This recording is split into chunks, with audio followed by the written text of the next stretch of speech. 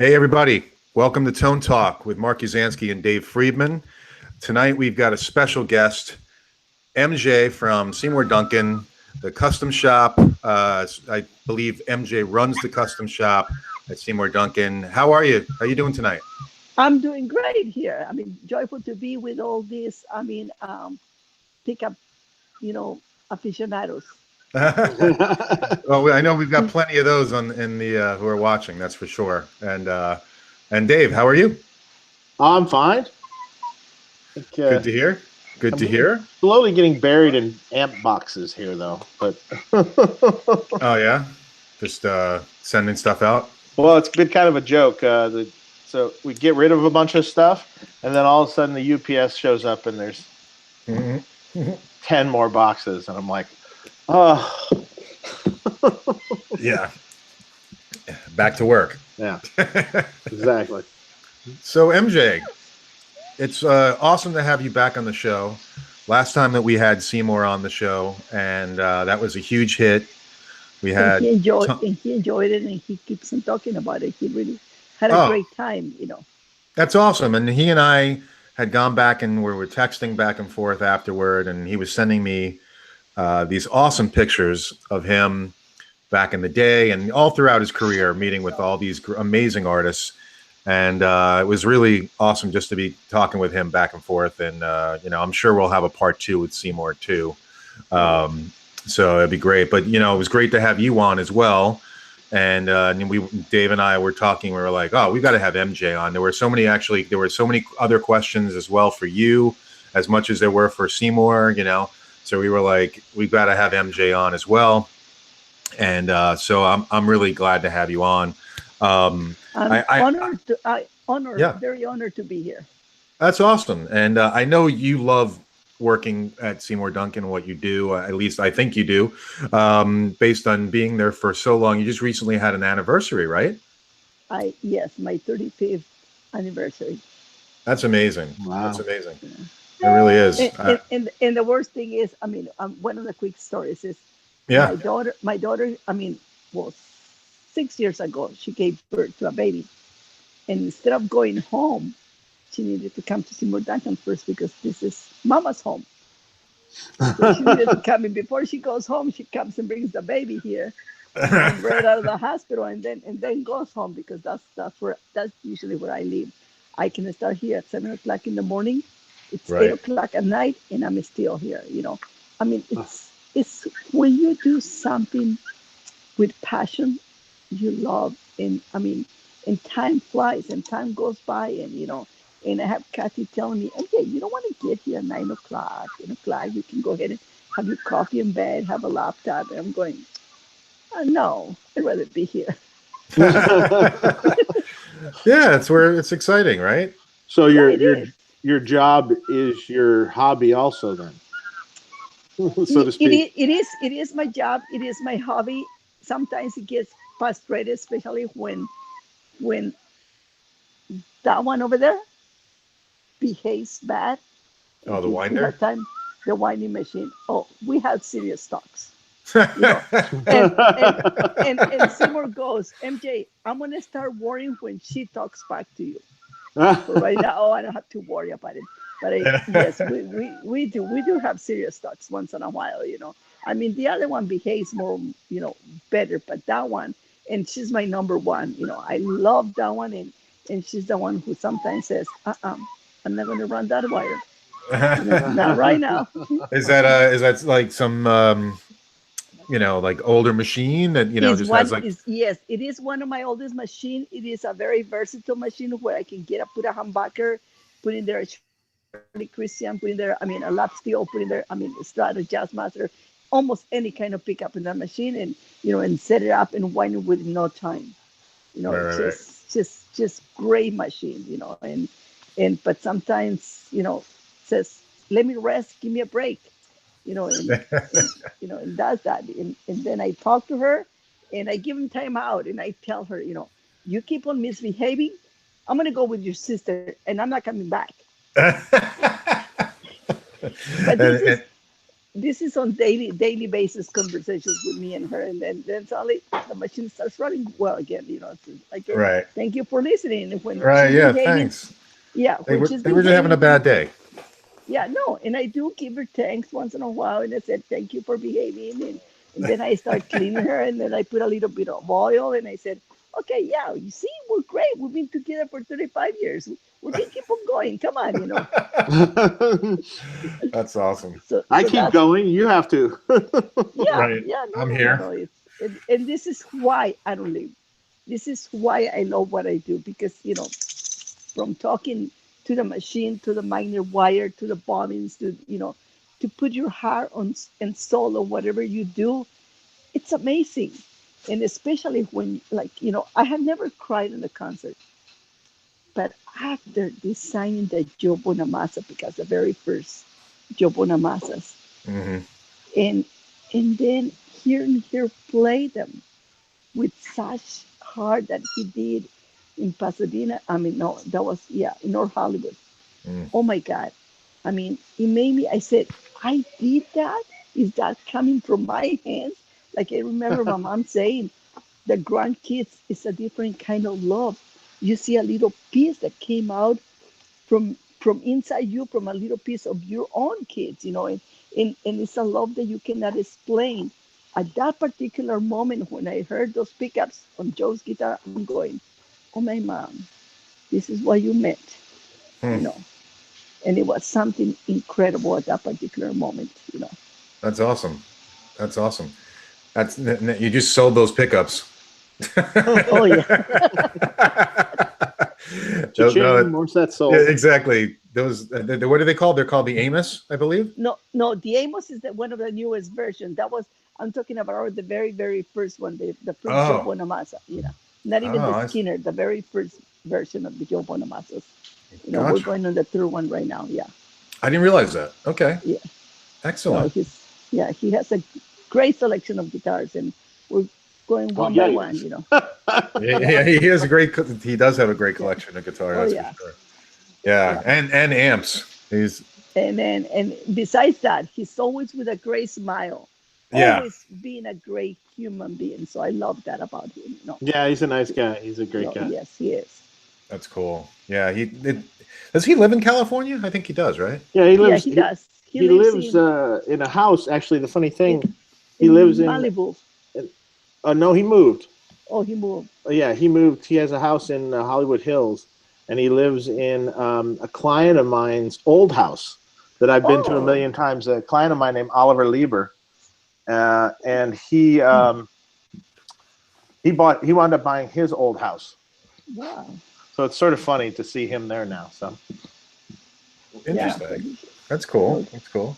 So, MJ, tell us, how did things start with you joining Seymour Duncan and working with the company? And I imagine the company is a lot different now today than it was back then. And so, it, tell us, take us it back. was it was only a very few employees. And when somebody asked me, how did you start? I said, how do you came to this job? And the way I put it is Seymour Duncan went knock on my door. And why do I say that? It's because I'm one of 16 kids.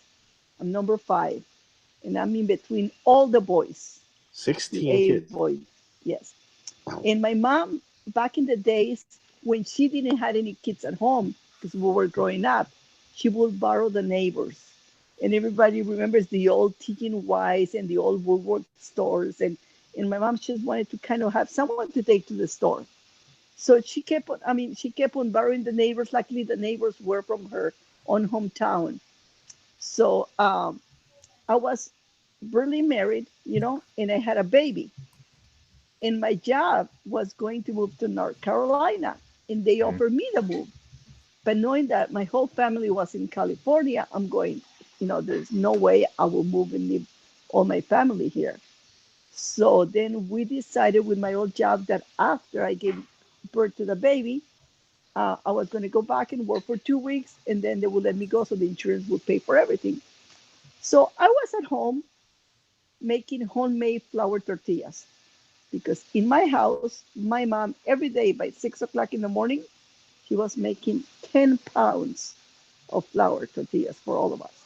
Mm. So I'm the one who usually has her recipe and, and continues making them.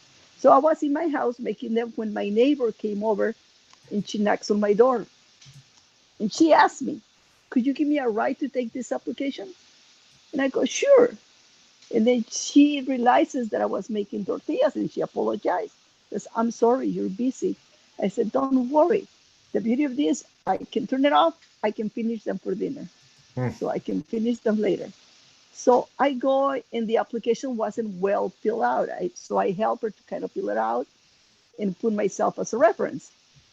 So then we go over to Seymour Duncan. And I didn't know if she would tell me before they make pickups in here, I would have said Chevy or Ford. Because I didn't know nothing about pickups, Mhm. I had nothing. I was in love with Peter Frampton. He was my true love back then. I used to love his playing on the guitars and everything, but nothing about pickups. So we go, leave the application, and then they ask her right away, would you like to have an interview right now? And thinking on me, I said, say yes, because that way I don't have to drive you back. So we go inside and I help her translate, and she has the interview.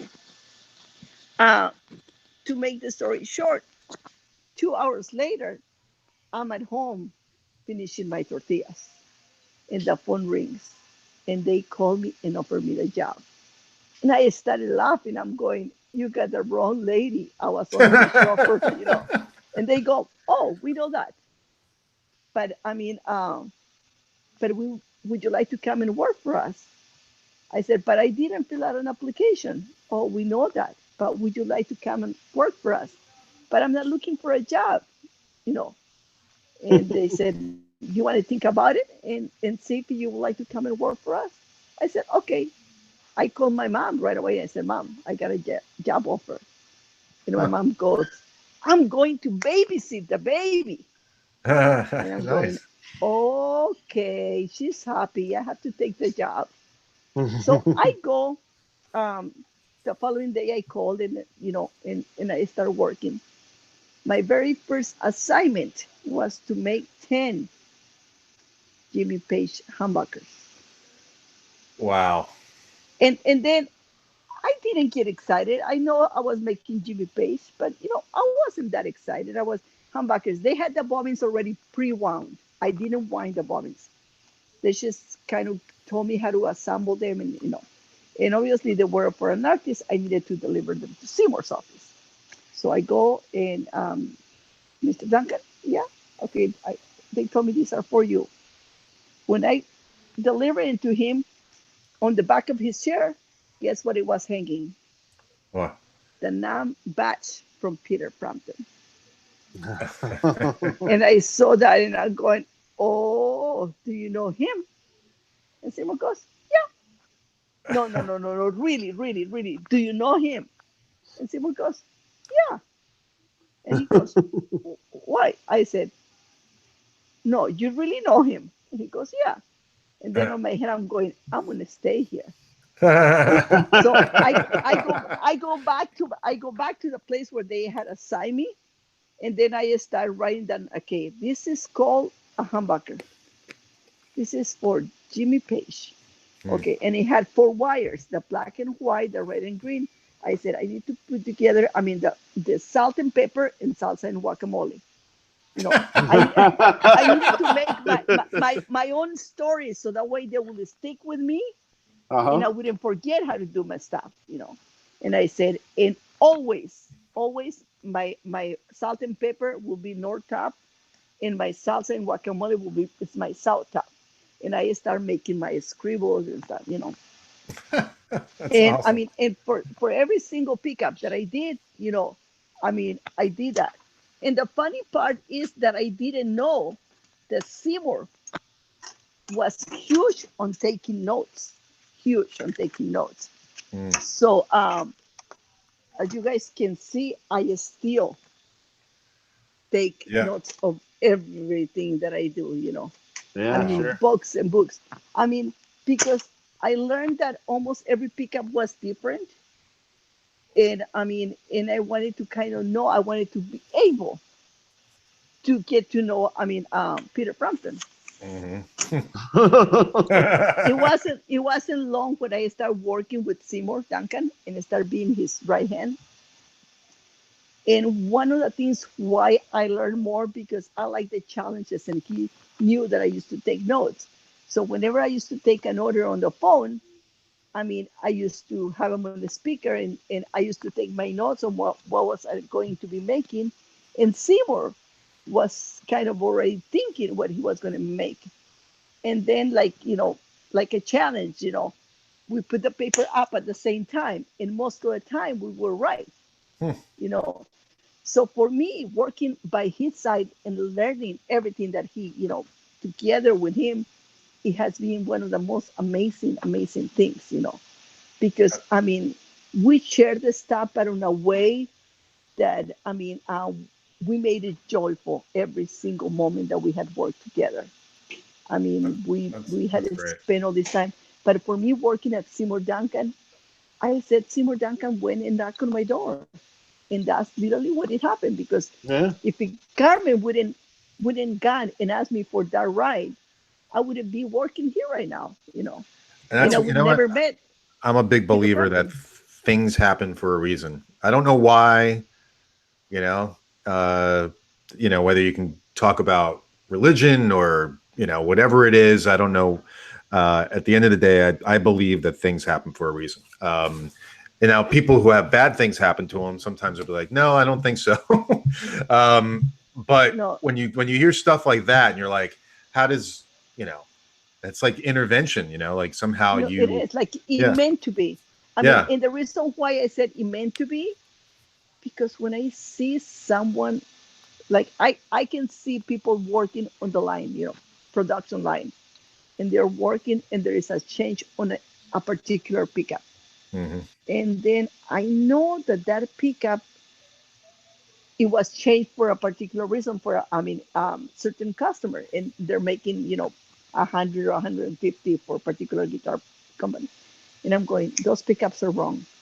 They look at me like, you're crazy. I said, no. I said, I guarantee you those pickups are wrong. And I said, why? I said, because, like I said, the way I learned like if I put the adjustable bobbin, some of the old pickups, they have the adjustable bobbin, on the right side instead of the left side. And they had, the little wire coming out from the front instead of coming out from your back, left. Okay. So obviously the bobbins are switched, but we have to know this is still your adjustable bobbin. So you still have to hook it up the same way as your adjustable bobbin. So this is still your salsa and guacamole. And this one, this one, even if it's on the other side, it's still your salt and pepper. And this one is still north, and this one is still south. Right. And they don't get that. They're assembling the bobbin and thinking, oh, the one from this side is the green, and I'm going, no. Right.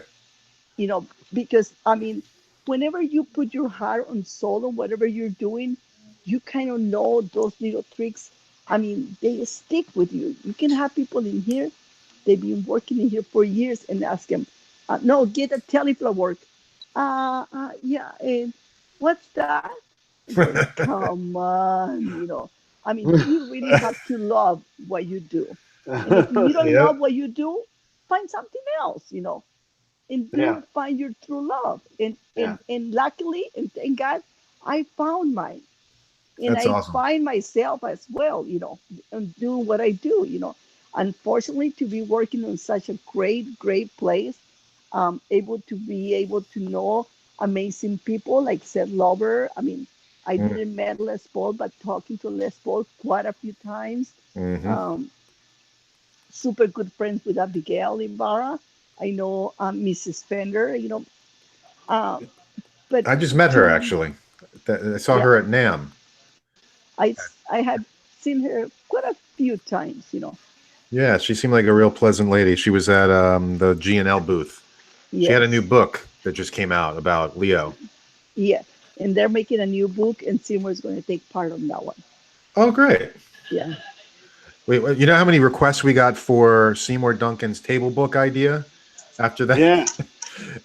He has to write a book. He has He to do has a to, book. yeah, he really He needs to do a has to. book. Yeah, with all With those all the pictures. pictures and like a table, like a coffee table book, big one, Well, tell me, I've been telling him, and I'm going to go ahead and keep on telling him that. He really yeah, needs to. keep kicking him because And he has some. I- He still has some of the most amazing pictures that you guys haven't Yeah. even seen. Oh, I'm sure. I'm sure it was just a No. small piece of what he could send me. I'm sure, would but would be an amazing book, and I'd hate to see it not happen, and so, But wouldn't.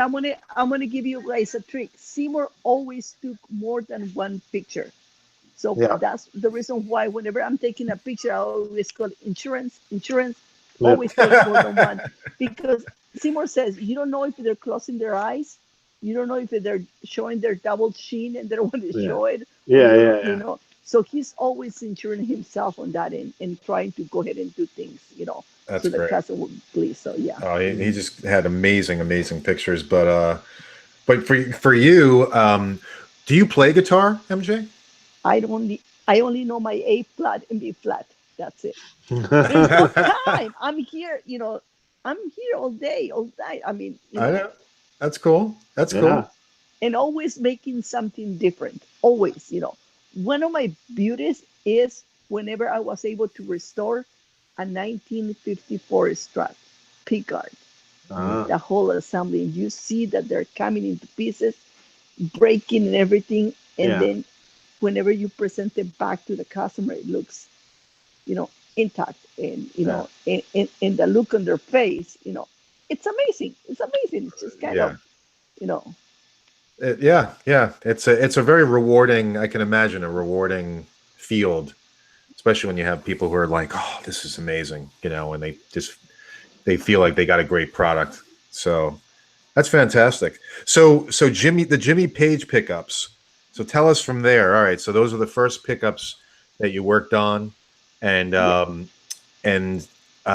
so what? There was a limited set. You said of 10. Was that what was? I mean, it was. I mean, most of the artists, especially when they're on the road, when they have guitars in England, on the United States, like Billy Gibbons will call and said, "Okay, I need 12 pearly gates." Oh, I see. Okay.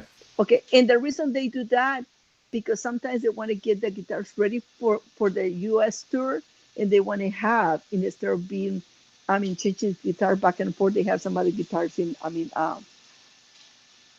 Europe that they don't want to kind of bring them back and forth. So they always ask for a few, or to have extra pickups for the road just in case something happens.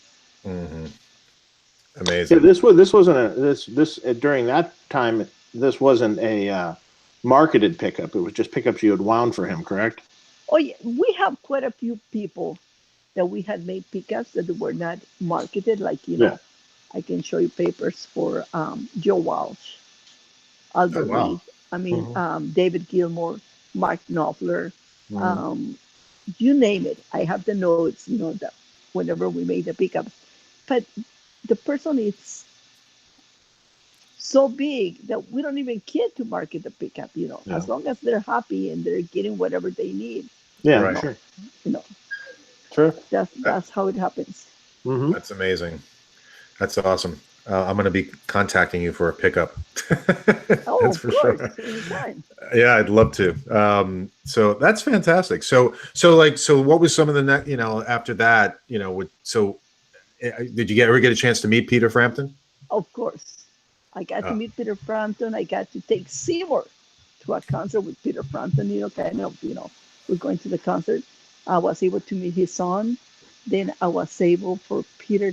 Peter used to call me before I knew him and says, MJ, I need to make me 3 pickups for this particular guitar. Gibson is making me 3 guitars.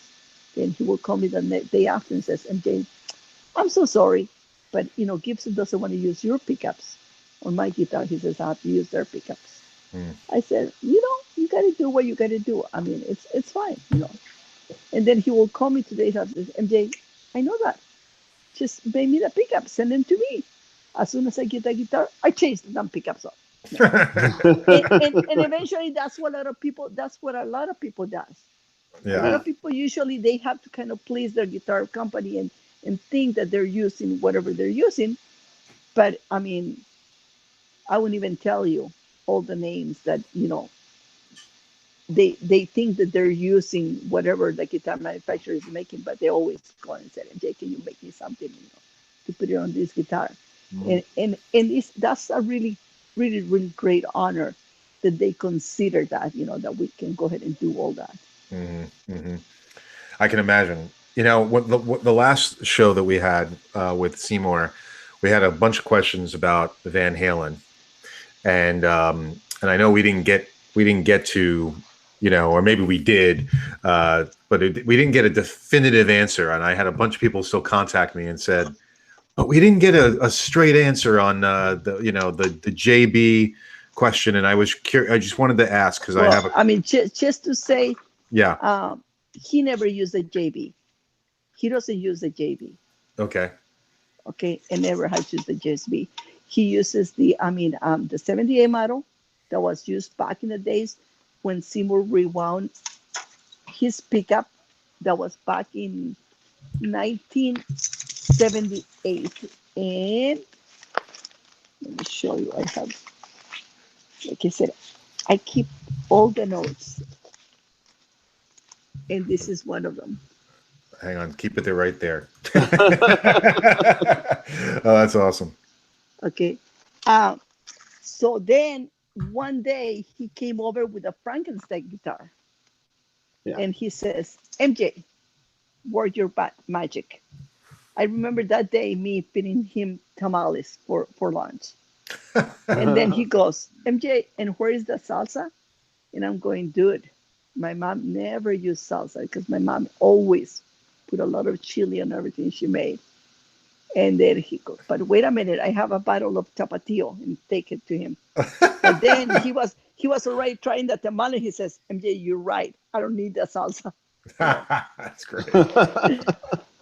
As a That's matter of fact, awesome. the other day I gave some tamales to Neo Giraldo because I always keep, the home family recipe tamales in on hand. Steve Miller had him, Robin Ford had him, and I Wow. always keep some because those are special things that they cannot get anywhere. Hmm. And Mhm. and I feel grateful when I can fit in something that they don't get in the corner. It's something special made. So I mean, my mom always said, "Mi casa, su casa," Hmm. and she always fed everybody. So it's the same thing when they come here. Everybody gets fed. Everybody gets, their water, their coffee, and That's whatever fantastic. MJ can have in here. Yeah, plus all my heart and soul, goes along with it. So on top of the, salt and pepper and the guacamole and that goes in the pickups, you also have the food as well that they're getting, Oh, oh yeah. which is great. This conversation is making me hungry. Yeah, exactly. Don't tell Billy because I mean Billy already told me next time he comes in here, he wants me to make him some mole. And Jay, you have to make the mole. Come on. So Mm. that's a deal that we already have going. That's so Yeah. funny. That's awesome. But Um, Billy is an easy person to work with. Right now, as you guys know, I mean we're coming out with a Gilly pickup, and Mhm. we also coming out with a Red Devil. I'm very very proud of those two pickups. Very happy to say that that we developing together, and I remember he calling me, "MJ, I'm gonna be playing the Strat. Don't tell Seymour yet. Don't tell anybody. Only you and me know that." So I mean, it was kind of, an honor for me. Don't tell Seymour. Don't tell anybody. But I mean, we were working on that under the water. Nobody knew that he was going to start playing the Strat, especially, you know, with pickups won by me. I'm going, oh, what an honor. that is amazing. That's amazing. That's amazing. Yeah, he's a fantastic player, and seems like a really nice guy too. Yeah. That's great. That's And great. then he calls me La Maestra. Oh, say that one more time. He calls me La Maestra. The maestra. Yeah. No, I don't speak Spanish, so I have no idea. But I imagine that's maestro, like like Yes, the maestro. Yeah, it's Yeah, yes, yeah, maestro. yeah. Yeah, yeah, exactly. That's awesome. yeah. That's great. Yeah, which you are. You're keeping everything together and keep making everything go together and in harmony. Let's just say, right? Yeah. Um, we had another question, but just going back to the Van Halen thing, if you don't mind, Mhm. because I'm so interested, and I'm a complete Van Halen nut. So that's just me. What Dave's do probably we? smiling. We Dave's we smiling, we. going, "Geez, we." Hey, hey, we need to keep in touch because there is quite a few good things coming out of.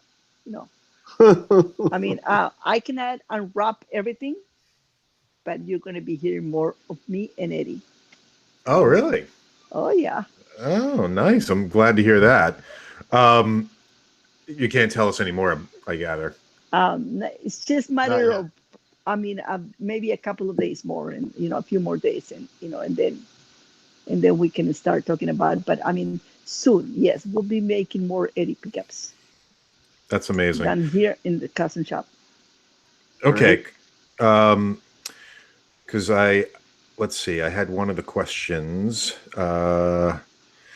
So we have a question from, and then we'll jump around if you don't mind, MJ. No, don't We mind. yeah, we had a question from Timothy Pierce, who is a great listener and viewer of the show. So he said he first wanted to thank MJ and Seymour for your hard work over the years. And he wanted to say, why do older JBs sound different than the current ones? That's his first question. Okay, we have to realize that back in the days, um, the bottom plates and everything, I mean, was done with different kinds of materials. The environment has, I mean, it's all their fault because they changed some of the materials. Um, One of the things that I'm trying to bring back in the custom shop is a tighter spacer whenever I make a humbucker versus the spacers that they had widened on the production floor. I mean, some of the old wire kind of ask for specific some of the old recipes of the wire because with a new environment, sometimes you try to buy those old wires and there's restrictions, that they're out of our hands. Mm. And I mean, but I'm bringing all those things back. I mean, he's not the only one who says that. There's quite a few people, and I agree. And I I agree agree. too, and it doesn't it the bobbin material and everything makes a difference. So, Yes, but uh, I do have all the materials. As you can see behind me, everybody sees mhm. I have tons of different kinds of wires that they don't have in the production floor. And Right. this is almost like the old paper tape that they were using. I remember one day I mean, in the old custom shop, and we get Seymour, we get the note that they're not going to make the 3M paper plate and tape paper tape that was used in all the PAFs and all the Mhm. authentic. And then Seymour goes, MJ, what are we going to do? Hmm. I remember that. And Yeah. then I told him, I know what we're going to do for right now. I said, what? Let's collect every single piece of tape there is around here. So we went through all the machines. We went into the stock room and got all the tape. And Seymour told them the next day, um, you know, we got a note saying that we cannot use this tape because it's contaminated. We're not allowed to use it. And I mean, and we still have some because whenever I need to repair an old PIF, That's Yeah. amazing. I need to repair it to be exactly. It's just matter that we believe. We always said the word vintage is like your grandma's prayer. And why grandma's prayer and not grandma's recipe? Because the word vintage is holy for all musicians. Hmm. And Mm. whenever you start changing anything on a pickup, I mean, it is okay to repair a pickup, especially if you open the pickup and sometimes you just need to kind of take one turn or sometimes not even a turn, just reconnect the wire. But you must put the right tape back on. Otherwise, Mhm. that pickup lose its value, you know. And you don't want that to happen, You want to be able, to keep, the tradition of those pickups being vintage and Seymour kind of is very, very big on that. I mean, him himself, and he taught me well. I don't take no for an answer on that. That's great. No, that was a great answer also. Well, it's funny. It's funny you say that because I have an old JB that I need to bring you. Of course. Because it needs repotting. I can go ahead and do that. Yeah, but I mean, it's an old one from the 80s. Mi casa, I probably did that one back Yep. back in the days. Mi casa, su casa, you can come and bring it by. You can come for a tour at any time. Okay. Well, I'd let you know ahead of time. Yeah. Yeah, that would be great. What guitar is it in, Dave? That's that flat black guitar I have that's sitting here. I just have a vintage JB in it from. Actually, I think I have 2 vintage JBs now that I'm thinking about it. But this one just needs a little help. Sounds great. It's a little microphonic. That's cool. Yeah. We'll take care of that. Yeah. We had one comment from John Conklin, who was great. He wrote MJ with a bunch of exclamation points and said, "Can't wait for the show. One of the great things about Duncan is the family atmosphere, and they have top of being the premier pickup manufacturer in the planet." So I thought that was a cool post. So going back to the Timothy Pierce question, his second question was, is it possible to order the older custom shop pickups like the Super V? Yes. Oh, okay. Of course. Yes. And what's the difference between the Super V and the Hunter? That was his last question. Totally different pickups. Totally different. I mean, the Super V has a nickel 2 magnet. The Hunter has a big ceramic magnet for once. I mean, 2 different kinds of magnet wire, different kinds of turns. The Super V is about close to 17.4K. Oh, it's a high output. Yeah. And the Duncan is, I mean, or the Hunter right now, it's like 16.5. Oh, that's pretty high too. Yeah, it is. Okay, cool. All right. Well, Timothy, thanks for your question. Robin Hansen had a question for you, MJ. They said they're not going to be able to make their live stream, but they wanted to know a question about James Hetfield and the first album. Were there pickups made for James Hetfield for the first album for Kill 'Em All, and were they based on anything? And are they still available through the custom shop? They're still available through the custom shop because one of the things that I show you the specs of Eddie. Every single pickup that gets done in the custom shop, all the specs get saved. I have boxes and boxes and boxes that, like I said, I learned from my very first day at work.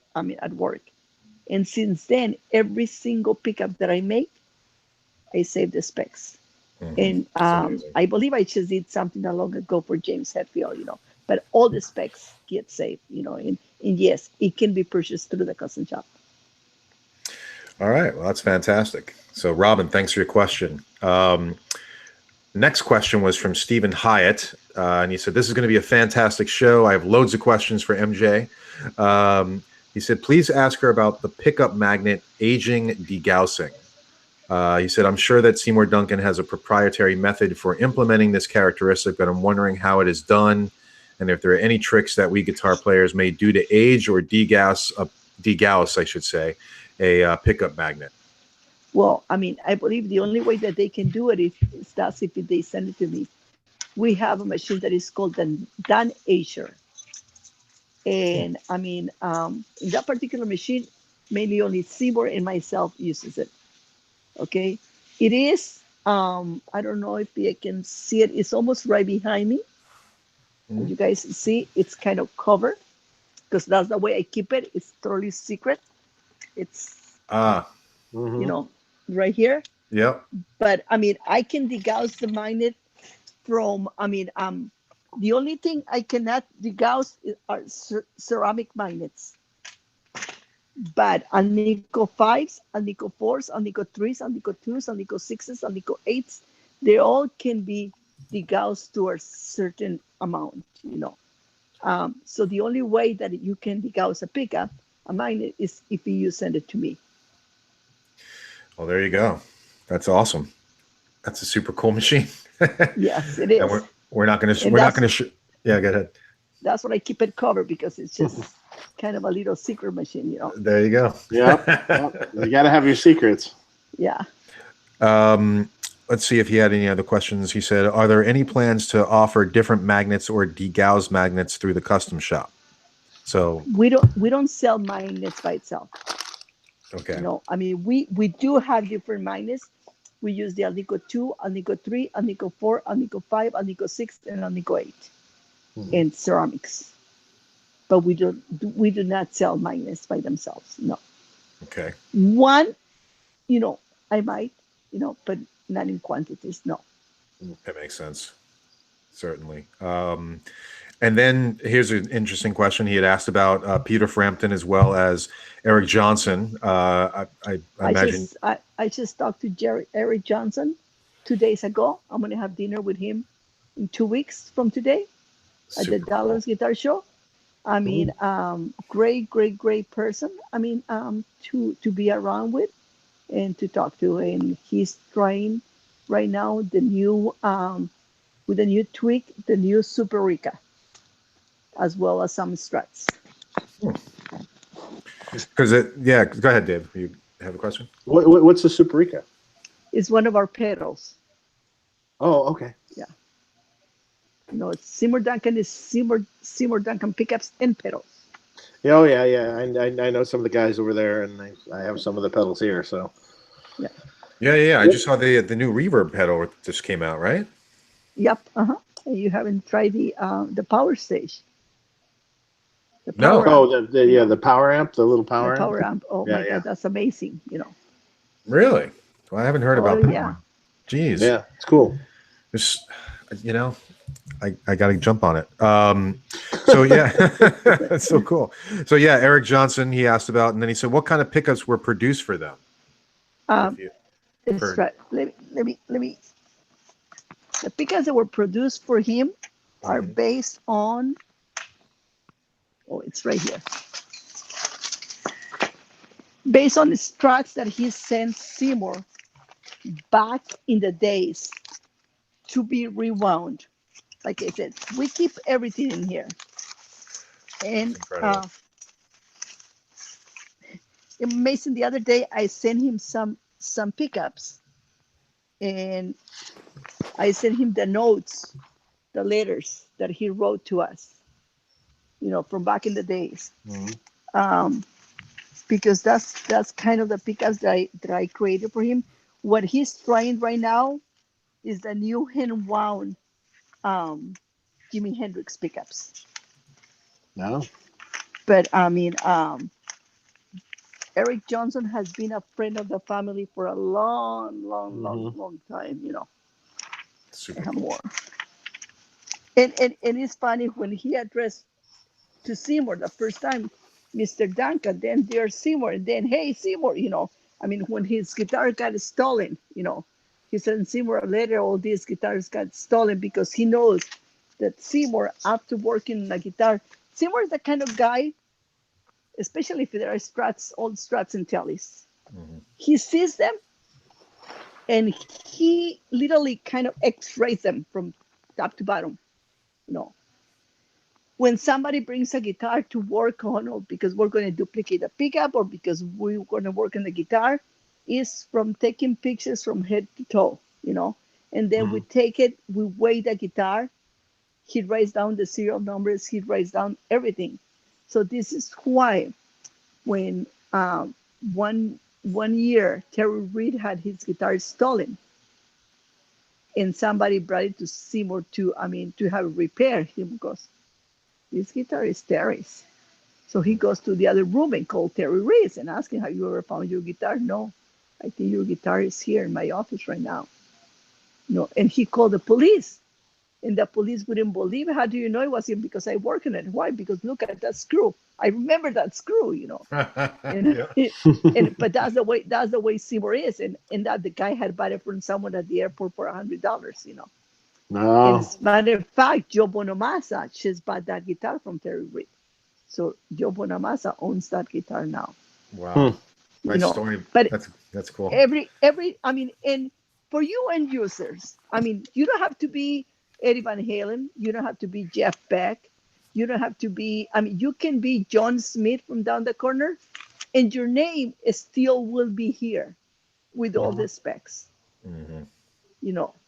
And I mean, one of the reasons why, I mean, in between all the road, I learned, Seymour had always said, we never know who could be the next Eddie Van Halen. Right. Okay, we never know who can make the wife very upset, and she's going to get that guitar and break it on his head. You know? There's been some of those, yeah. Oh yeah, yeah. And this is why we save all the notes, because that way, the particular way, we can always duplicate any pickup at any time, you know, and bring them back to specs, you know. Right. But when somebody was saying something about the JB a little while ago, I'm going to give you guys a little story. About a few years ago, 4 or 5 years ago, Slash contacted our OEM department and said that his guitars were not sounding the same. And we kind of know that because, I mean, Gibson was using different kind of lacquers, different kind of finishes, but that's not because they wanted to. That's because, I mean, the environment makes us go ahead and use those things, you know. And he goes, and how can we do that? I goes, we can compensate that by using this different magnet wire, these different turns, and this is how the new Slash pickup was born, you know, because we needed to go ahead and do that to complement one thing from the other, you know. Yeah. And I mean, and we need to be alert on whatever changes there are on the environment, because we can either calibrate the magnets a little more, or don't calibrate them, or I mean, use a thicker insulation wire, or don't use that. I mean, but we tweak everything that we do according to whatever woods are being used on any particular guitar, and that's how we would do it. Yes. I actually just got a set of the Slash pickups, and I really like them. Yeah. And and that was the reason why. And I remember Slash telling Evan, and how did she knew what I mean? Like he said, I can go ahead and tell you the magnetism on a pickup on a bar magnet by touching it, by grabbing it, and people might think I'm crazy. But I mean, no, yes, but I mean, it's just a matter of when you do everything with really lots of heart and soul, you get deep into whatever you're doing. You really, really can feel those things, you know. Yeah. And it is kind of weird. I go and buy a watch, and it was a very expensive watch, and then I tell the guy it doesn't work, and he goes, "No, yes, I'm so sorry." I mean, and have the wife try it on for a few days, and my wife had it on. It's good. I'm so sorry, the watch is not working. And put it again. No. I mean, so I needed to kind of demagnetize my hands a little bit, you know. And sometimes it does work, you know, because you never know what's going on. And you grab, for so many years, you've been grabbing a lot of magnets that, you know, it does affect on what you do, you know. That's interesting. No, it is. And I never thought about that. Wow. Does it have is that actually a negative effect? Like any impact health wise? I imagine no or no. I'm still alive, and I'm still alive. And I still, if I there's a skunk passing by and doing their business, I go and open my cans of lacquer, and I'm going. Yeah. Now it's good, you know. As, you know, I fly almost every week, and I have to go through those scanning machines. And I'm like, oh, I have no idea what they're scanning me with, but I have no choice but to walk through this thing. So I try not to think about it, to be honest with you. Oh, you also sit in front of a computer every day. That's true. Yeah. And I talk on a cell phone and everything else that you could potentially talk about that can give you radiation. That's why we said live today, because tomorrow is not promised. That's true. That is it's completely great point. So MJ, getting back to one of the things that you said. So we had this question from Stephen Hyatt, and I'm curious: is this what you were alluding to before about the development of the IM1 pickup? The IM1 pickup Yeah. is one of yeah. The IM1 is about I am the only one. Yes. Okay. Okay, That's and I super mean cool. yes, and there will be more stuff coming out of you know in that route. All right. Beautiful. Order in now. So there you go. So let's see what other questions we had. Because I know that we had a bunch. Oh, did you want to talk about the wire behind you? Some of the special wire? No, when we're talking about the old stuff, I mean, how many people will know that some of the old back T-tops, they had some of the green wire, and not all of them, because some of them had red wire, you know. And whenever, like I said, whenever I repair a pickup to back to the all original specs, I can go ahead and either get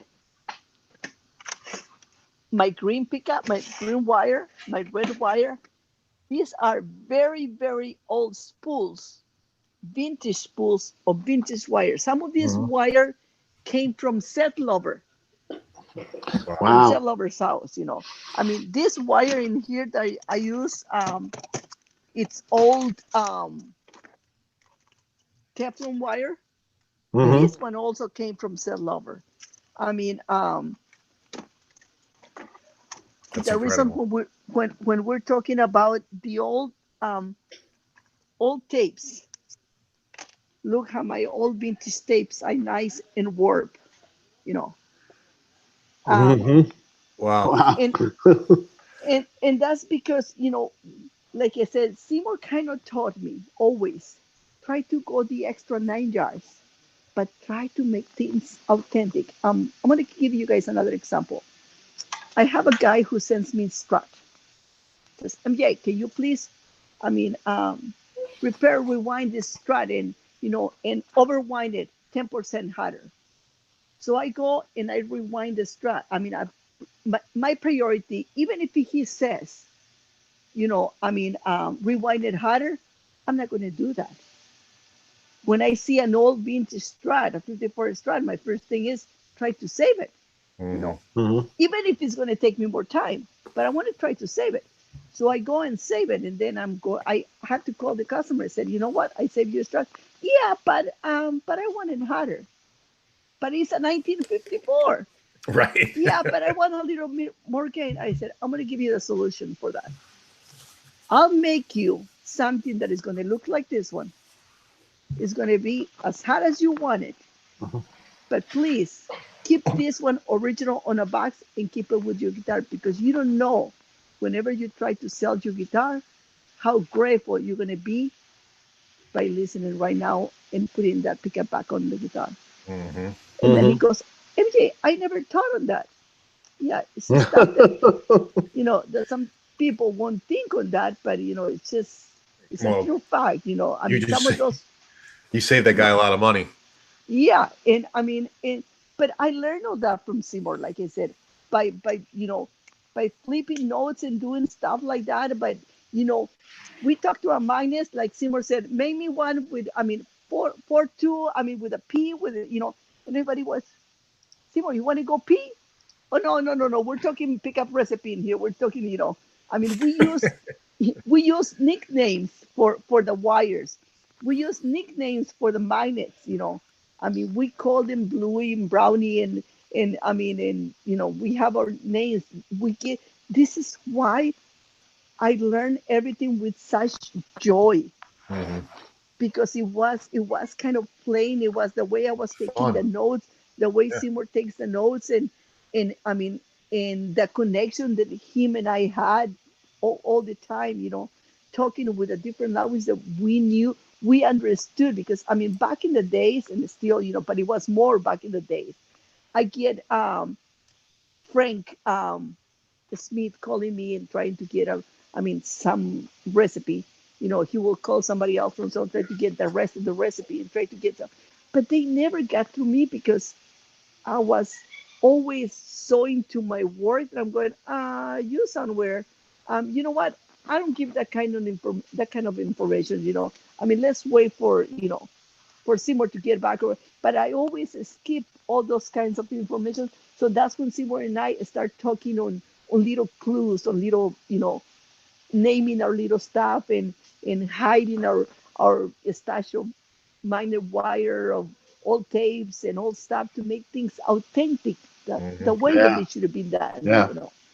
Well, that is what it's interesting. I love that attitude about it. Me too. That's the way. Yeah. When we designed the staple pickup as well as the Dynasonic pickup, it would have been so easy to go ahead and just do it the way the Japanese people does it. Just put a little connector in the back and just do it this way. Simon goes, no, MJ, that's not the way they're done. No. They need the bracket, they need this, they need that. I mean, it's easy to have great people in the music industry. I said, oh, I know who has an authentic. I could easily call, Doc Pitillo, Guitar Hospital and Guitar Doctor in Orange County, and said, Doc, do you have an original, a staple pickup? Sure, you need it? It's on your way, great relationship, because Seymour always believed if the pickup is not done the original way, don't even make it, because it's not going to be authentic. Right. And he always believed on that, making the things as original as possible. Yeah, and guitarists, for the most part, are purists and really like it to be the vintage style. So going back to the early days. So hey, going back to Eric Johnson, I had a question for myself, because obviously he's so well known for playing Strats and single coil pickups. Has he ever played a humbucker? Have you ever made a humbucker for him? I'm just curious. Not that I remember. Okay. Yeah. I have to go back to all my notes, because like I said, I save every single one, but Right. I don't recall. Not in top of my head. It's doubtful. I've never seen him play no. any humbucker. Like, have you ever seen Billy playing the Strats? It's the same thing. We hardly ever seen Billy playing the Strats. Yeah. When he was going to make the change, it's just. But I'm going to ask him. I'm going to see him, and I'm going to ask him. Okay. have you ever played humbuckers? Yeah, I'd be curious. Yeah. So we had a question. Go ahead, Dave. I got one.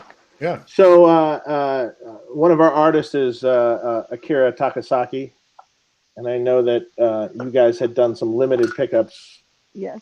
For them not that long ago, correct? A limited run for just the company or whatever. Yes. What were those pickups? I heard them here. Anything you can say about them, or? Well, I don't remember the specs right now. I can tell you that easily. Just hold on 1 second. Sure. I love that. I love that she's got everything. She's got to find the notebook, though. Yeah. I bet you she'll find it. Aha! There they are. Where we go? There we go. Show us again, MJ. Yeah, there you go. There's some right there. Well, they sounded really good. Do you see the label? Sort of, yes. Kind of. It's a bit dark. Yeah. But it says right there, Akira Takasaki. No, I can't see it, unfortunately. But we see the pickup. It sounded really good in the video that he did for us. He was using those pickups, and I was like, "What are those?" Was that for the BE100 video? Yeah. Oh, yeah, okay. this is the beauty of it. I get someone who will call me and says, MJ,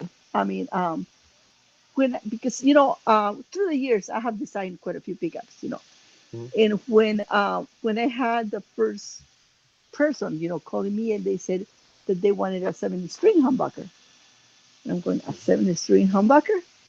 And Seymour started laughing. Says, MJ, tell them I can barely play 6. How is going to play 7? And then I go, What are you doing? Okay, never mind. I'm cleaning my mind. It's 7, 7, 7, 7. And then by looking, I do what I do right now. I grab and try to grab the pieces. I said, would you mind to see a line in the middle? I said, what do you mean a line in the middle? I said, yeah, to give you 7, I need to cut the bottom plate. I need to cut the bobbins. I need to glue them together, for 7. It's a cut 2 and then glue them together and make you a 7. Mm. No, I really don't mind that. I just need a 7 string. And that's how my 7 string pickups were born, just by cutting them and putting them together. Wow. But that usually gives me the idea, because then, a while later, somebody called me and they said, MJ, can you make, I love the tone of my P90. I love my Les Paul, but I want my P90 tone. Can you make me a P90 for my Les Paul? And I do the same thing. Wait a minute. Look. I go and grab the bobbins while I have them on the phone. I try my calipers, and I am measure. I'm saying, let me see if I can pick up a little piece from here. And I'm talking to myself like I talk to the machine. Yeah. I go. Yes, I can. Yes, I can. So then, when I start making what we call right now the fats, the staple P90. Not the staple, the fat cat.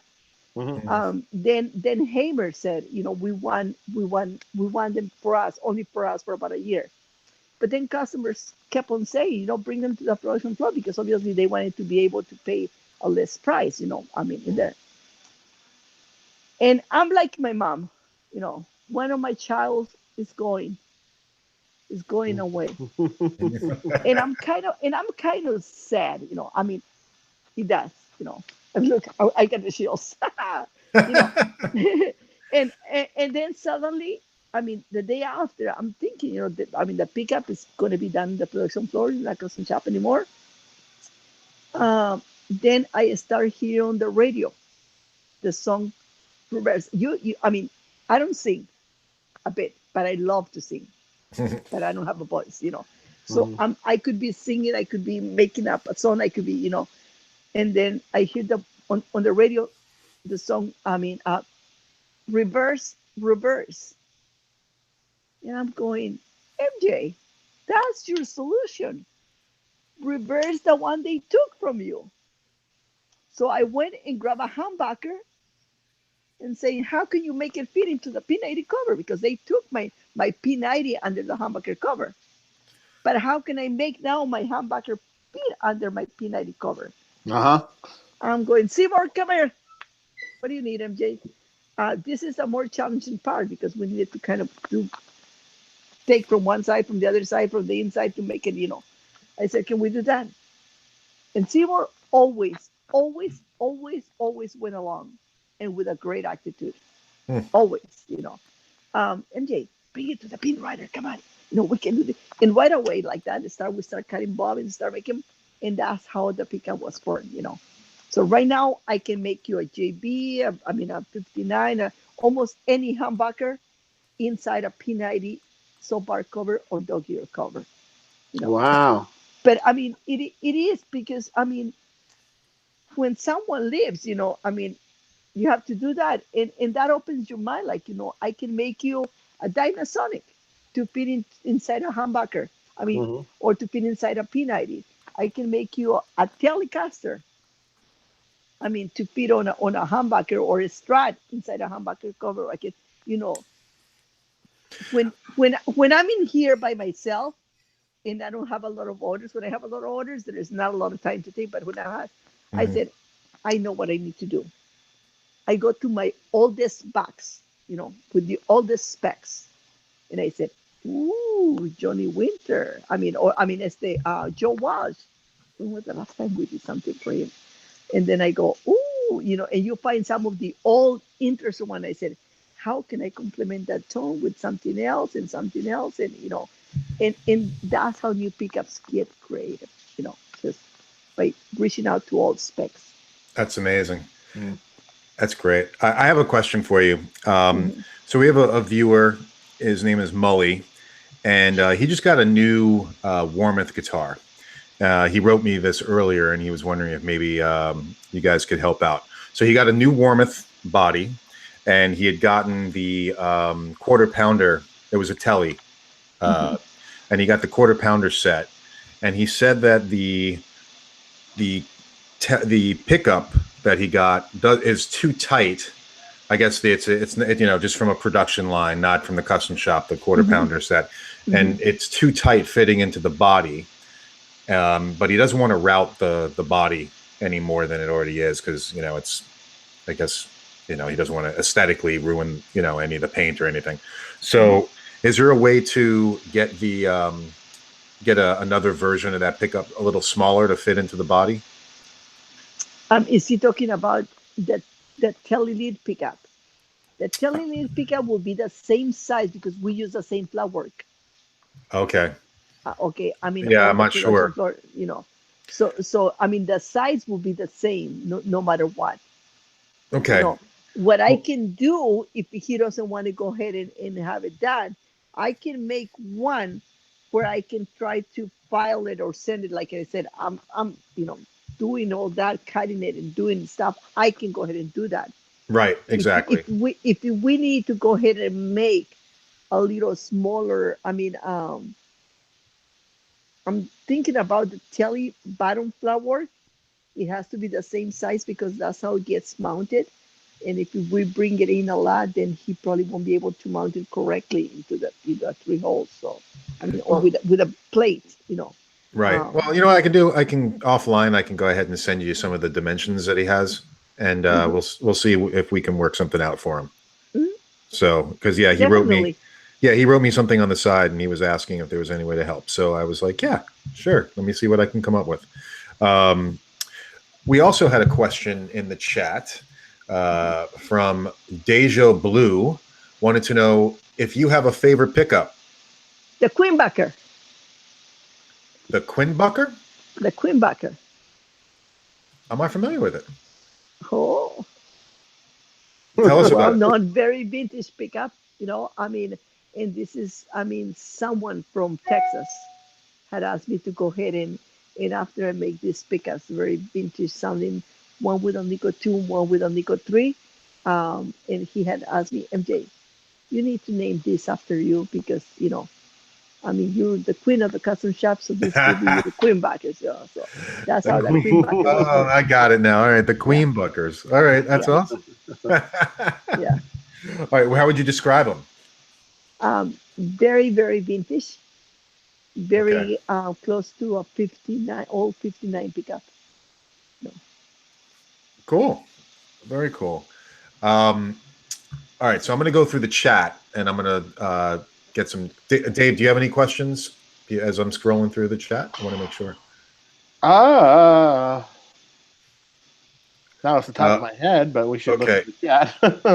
Angelo Ricchetti says, love the Duncan Pearly Gates, and the Duncan design pickups are great too. And I have to say, the Duncan design pickups are good sounding pickups for, clearly being, I guess, a lesser priced option.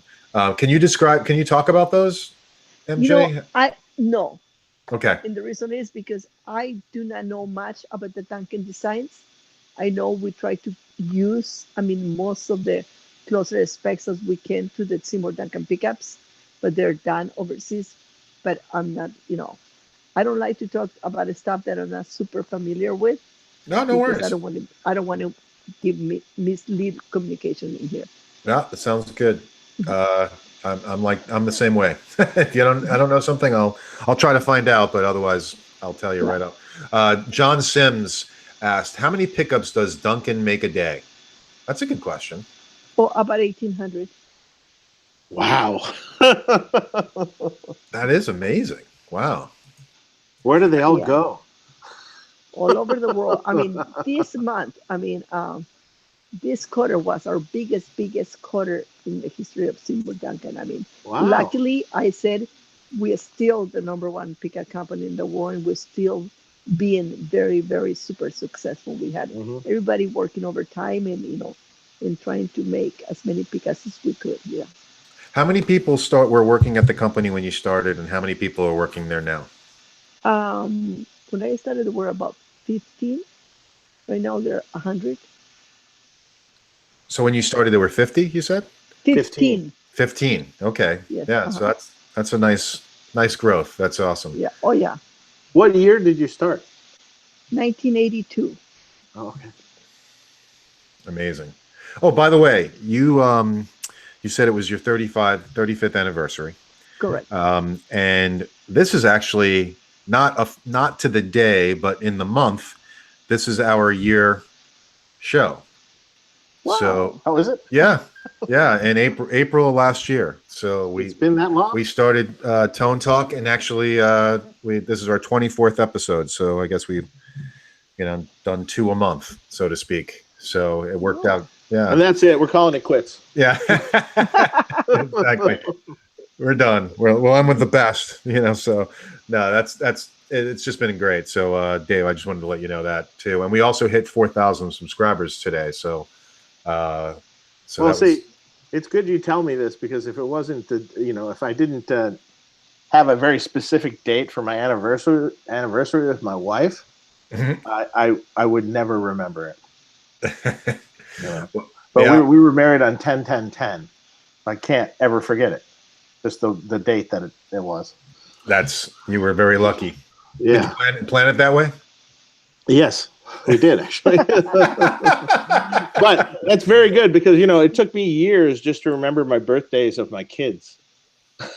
I can imagine. I know. I mean, it was just like I had 3 older daughters, and man, it took me forever to get the. I mean, then someone would ask the birth date, and I'm like, wait, it's December. Hang on. I finally got it right. You got to get a tattoo. Yeah, just all 3 on my wrists, so I remember that. Exactly. There you go. That's right. Right here. Yeah. Luckily, I still occasionally actually sort of forget. I'm there sometimes with my son too. I'm just like, this is like I know the month, and I know approximately, but I might be off by a number, like one number or something. The year throws me, because it's like anything after 1990. It's like, how many years ago was that? Was that 10 years, 20 years, 30? Like, I start losing track on all that stuff. But anyway, so we had a cool question from Vincent Moretti. We know Vinny, right? What's up, Vinny? Vinny, where's my scotch? I thought he sent you a bottle and an amp. He told me. No. He sent me tequila. Oh, okay. Yes. Gotcha. He was supposed to bring scotch, but it didn't happen. But then he got it. So I'm still waiting for my scotch. Step up to the plate, Vinny. Should I skip over his question then? I'm just kidding. Until I get the scotch, yeah. No more questions from Vinny. No. Okay. Okay, what's his question? He said, please thank MJ for sending me the new age gold cover for my Bonamassa Amos pickups. I accidentally damaged mine and emailed MJ to see how I could repair it. She shipped me a new one gratis. So that's awesome. With pleasure. Very cool. Let's see. I'm scrolling through the chat here. I just want to. Someone wrote, "How can you not love MJ? She is the best. She is a Matt Harrison. She is a legend." And why? Oh, someone asked us, "Why don't we get Joe on the show?" Well, that would be great if Joe can come on the show. He certainly would talk about. I could probably get him. I know Joe. That would be great. He loves gear, so it should be no problem talking about gear. Oh yeah. Yeah, he'd love talking about gear. Gabe Gabrielson, if MJ loves Peter Frampton, it's official. She is the world's greatest chick. I do love Peter Frampton. He's amazing, Yeah, he is great. And he's still out there playing and he's playing awesome. He's playing with Steve Miller as his Solomon. They're coming from my hometown. Oh yeah. Mm-hmm. We had a comment from Mehran Khan. They said, "That's awesome. I'm calling 4 conductors salsa, guac, and salt and pepper from now on." I know, so am I, but now I want salsa is the problem right now. So, and But homemade you know flour what? tortillas and When tamales. So, yeah, when you're doing all that, you need to bring stuff that you won't forget. And thanks to that, I mean, I don't forget how those things are done. If they're making the start, I know which bobbin goes in the top, and I know how do I have to hook it up. And no, you give it to anybody else, and you know mhm. they don't.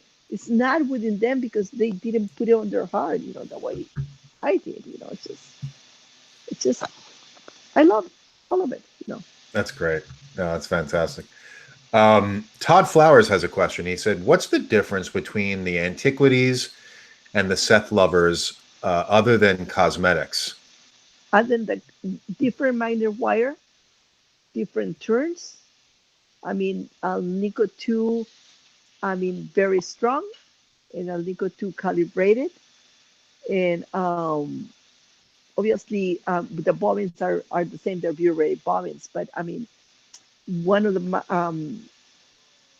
minor wire has thicker insulation than the other one. And I mean, they were done, like the Set Lover was done with the spec that Set Lover had, from the very first, pickup he did. So, yeah. Mhm. Mhm. Mhm. Okay. And the other ones are done on Seymour's research. I mean, we all know, okay, we all know, and I want people to kind of agree or disagree. It's fine because, I mean, it's, we all agree that every single PIF is different. Oh yeah. They're not all the same. Hmm. And I mean, and whoever tells me otherwise, I mean, I can show all my notes from hundreds and hundreds and thousands that I've been taken apart. That I mean, that I tend to agree with Seymour. That the machine back in the days, and we owned that machine, used to be stopped almost by the timer. By the time the person is start finishing this one and they start with the other one was done. But whatever happened, if the machine misbehaved like this one does, then this one took a little longer. So I mean, so for that fact, the other bobbin is going to have a little extra turns. Mhm. And this is why the bobbins, I mean, they read, they call them, that's why they were some uneven bobbins when they Yeah. said that, Offset coils, different you know. coils, right? And And different also, magnets. yeah, and also, I mean, wherever you store your guitars, wherever I mean, do you store them on a very humid place? Do you store them, I mean, closer to a big amp or to a big speaker or to be, or you just had them on the attic or you just, all those things take a factor. So whenever we duplicate, I mean, for a good example, we're duplicating, I mean, the pickups from Joe's guitars, okay? Why do we have to do every single one and why is everyone different? Because they used to belong, not to Joe, to every previous owners, but Hmm. they probably store them on different places where, I mean, all those pickups are different on similar ways. Nobody could ever thought that the Amos will have a Nico 6 magnet. And I went, wow, you know, and maybe it's just the way that that guitar was stored, I mean, you never know. Was it? And do you think Al Nico 6 was just happened to be the magnet they had available that day? It might happen to be, yes. I mean, how does anybody knows how the double cream started? And that's only because they run out of black material to make the black bobbins. When they run out of the black material, they start using the cream and they were making the zebra ones. When they run out of all the black ones and they had no more zebras, they needed to start doing double creams. Mhm. And I mean, but they couldn't start production. And all those pickups had a cover. So Right. nobody will care, I mean, what kind of color was underneath because they were all with the cover. That's amazing. Yeah, it just didn't care. It was just they're just wire around a spool with whatever magnet was in the drawer or whatever they got that month, whatever they needed to just keep making pickups. Yeah. So they're Amazing. all different. They all have the personality. One of my clients has a 59. He's had a few 59 Les Pauls, and he has one in particular one that's it's not the most perfect guitar ever. I mean, it's seen a lot of use and abuse over the years, but the pickup in that one is by far the best I've ever heard. And there's just something magic about that one. Amazing. Should clone that. And I can do that easily. Oh, maybe I'll talk him into it. Yeah, we should. Yeah, that's cool. Is it? Do you think it's a hotter pickup, Dave? What kind of?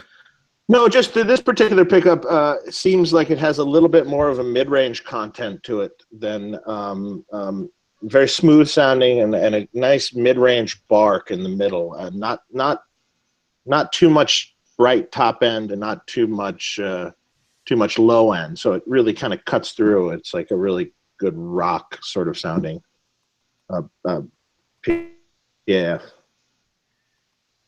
I don't know anything about it other than that. I know it's in the guitar he's had forever. Okay, that's cool. I just had to text my my family not to use Netflix or the Wi-Fi because it's slowing down my Wi-Fi connection. Aha! I'm like, hey, Stop turn it. off the Netflix. You're ruining my Wi-Fi. So, all right. So Todd Flowers, thanks for that question. That was cool. Let's see what other questions we had. How you doing on time, MJ? I'm doing fine. Okay. This is let's see. Okay. Okay. So going back to James Hetfield, did James Hetfield get some custom Duncans in the 80s? Any info on those? Was that what we were talking about before, the custom ones? I can, yes, I can go ahead and do that. And if I go, I can go into my computer probably and try to find out. Okay, but that would take me away from you guys. But Yeah. No, that's okay.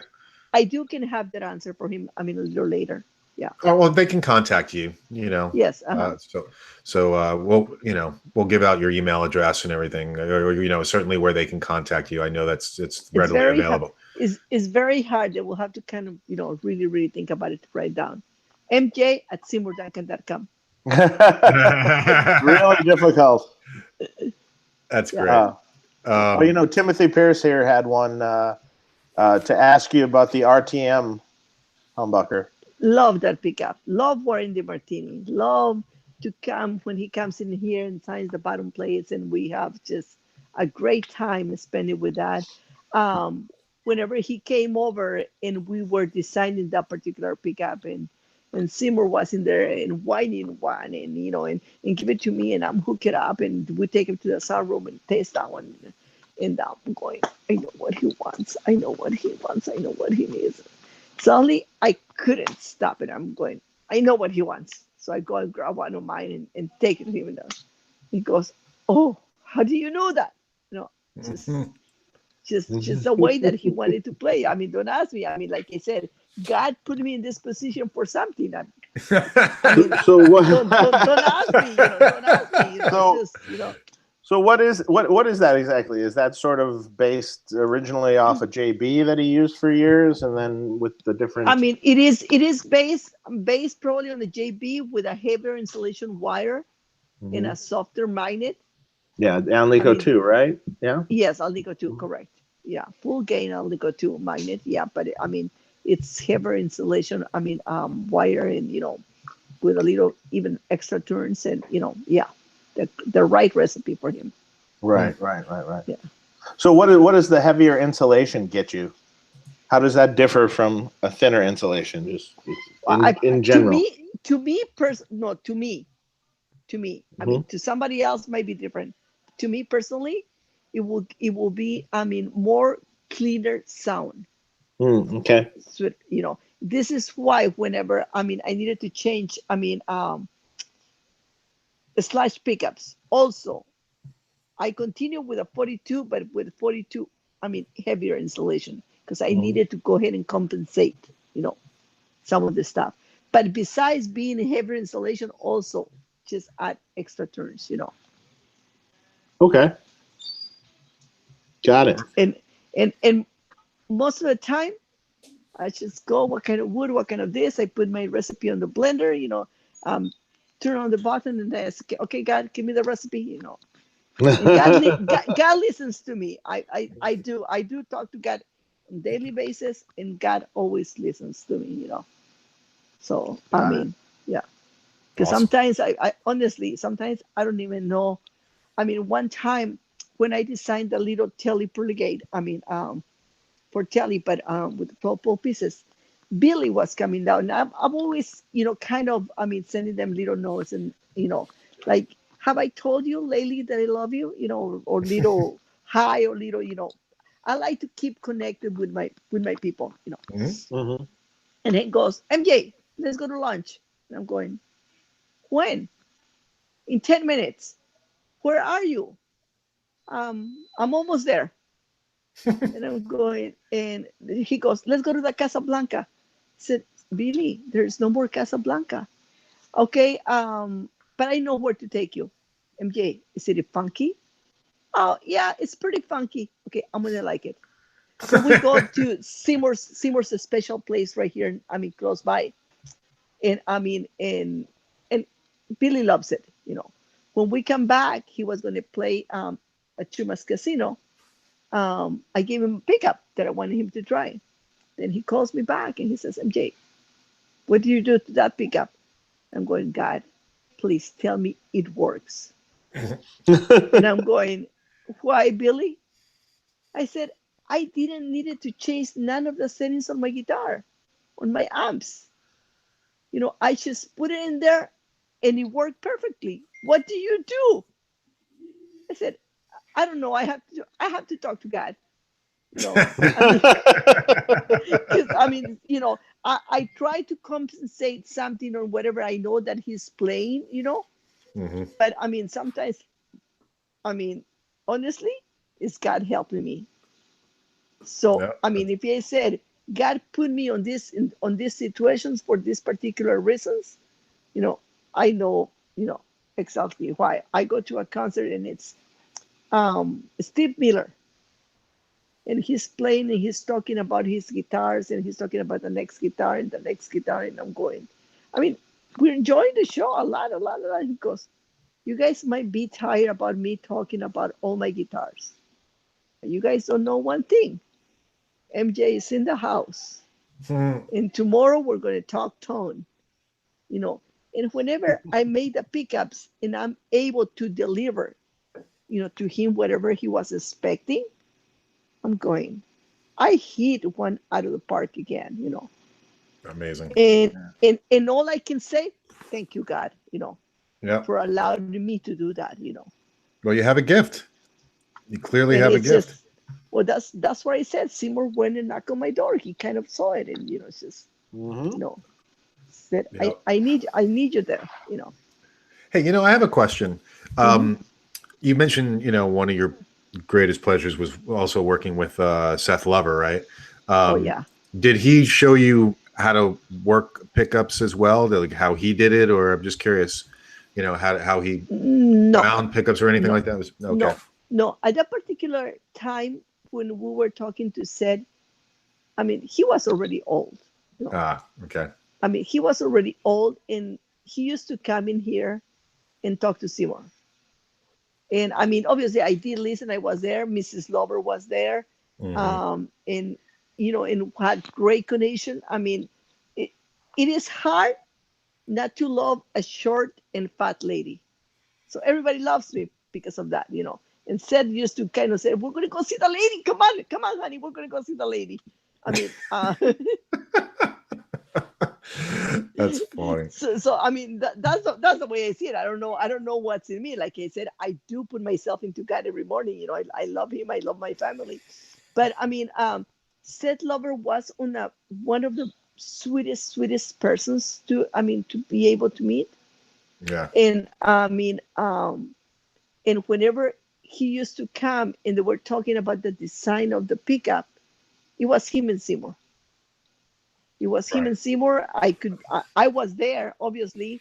I mean, because I'm always, as soon as somebody comes, water, coffee, a Coke, or, I mean, always doing my 30s. And I mean, but no, I will be wrong if I said that, When No, that's good. when I talked to Mr. Les Paul, because my last thing was that I wanted Seymour to go and play with Mr. Paul in New York City on the bar where he used to play every Monday night. Yeah, the Iridium. And he was going to go the following Monday, when I received a phone call and they told me that Mr. Paul had, passed away, Oh. And that was really, really hard. But I talked to him, I would say clearly about 20 times, Wow. I mean, and he always loved it when I approached, because I have always heard that he always loved to be called Mr. Paul, with respect, as being old, Interesting. I met Mr. Paul at the Iridium. I saw him, my cousin and one of my best friends. We went to go see him. Waited early, got front row at the Iridium, and we sat right in front of his other guitarist. So it was kind of like he was center, and his other guitarist was this guy Lou. And even had to be close to 90 at that point or whatever. He was such an entertainer. And I had my pick guard. I actually brought my pick guard with me, and I'm a lefty, so I brought my pick guard with me, and I motioned after the show if hey, can I get this signed to Lou? And Lou motioned to me and said, "Come backstage," which was a small club, right? So I kind of walked behind the stage and just went back there, and Mr. Paul was already signing something for somebody, and I handed him my pick guard. I said, "It's nice to meet you." I forget exactly what I said. And he looked at it and he goes, "Something's wrong with this thing." He's like, "Something's wrong with this thing." And he goes, "It's backwards. It's backwards." And, we were both laughing because I'm a lefty. So then he turned it around and then he signed it for me. And I still have it on my Les Paul. So that was a really cool. That was one of my like holy grail moments. So to have that and to have him. One of my moments was when I was able to go to GNL and with Seymour and take a picture of Seymour sitting on Leo's Fender's desk. The way he left it with the chair and the drawings right there and everything. I mean, amazing to kind of go amazing. And leave all that and see all the drawings and everything and the stuff that they haven't even bring alive that he just left started right there. That was real, real nice. Legendary. Yeah.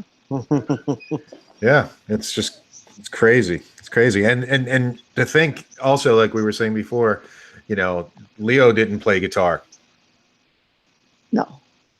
So Abigail neither. Abigail Ibarra. Oh, really? Yeah. I didn't know that either. No. Interesting. So that's why I don't feel bad. Exactly. You don't have to. If Leo Fender didn't know how to play guitar, then you have no excuse. No worries. Yeah.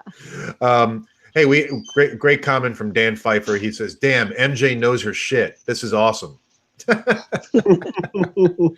She's got a lot of years of knowledge up in their head and in her books. Oh yeah, and it's all in the books.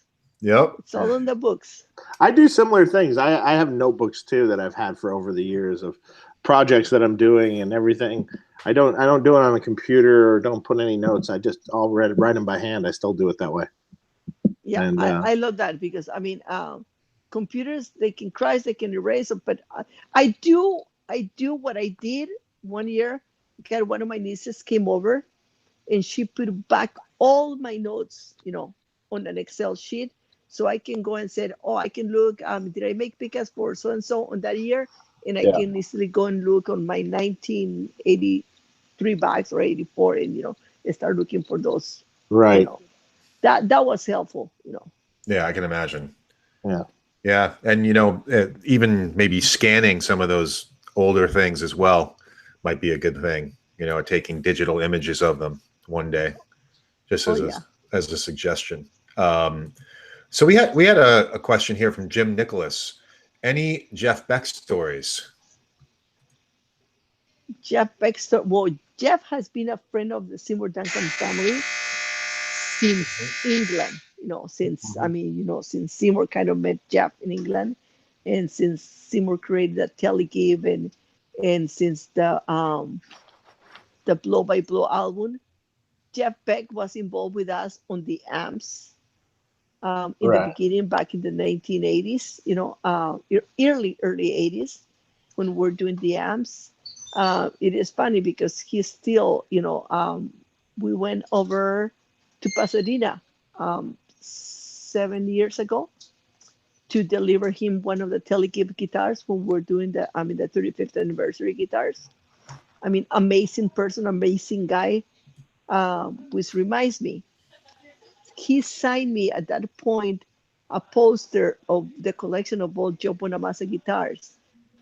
And Seymour has it. So that was for me. I just remember right now.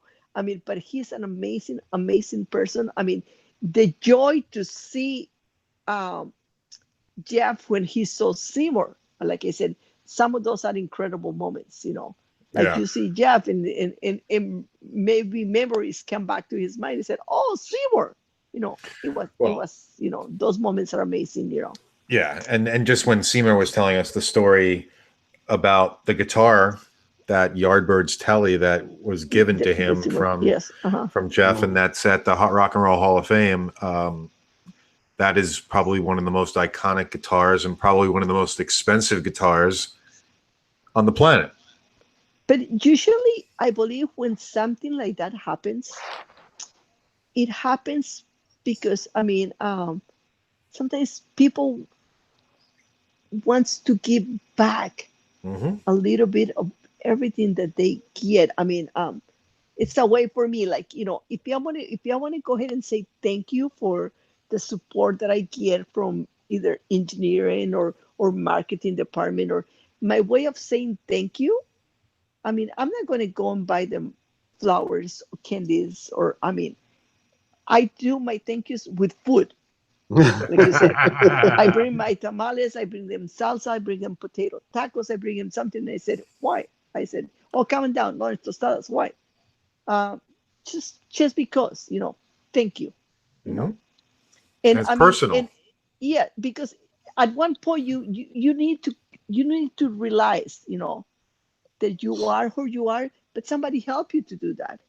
And I believe it was a way of Jeff saying thank you, on something that he knew Seymour will appreciate.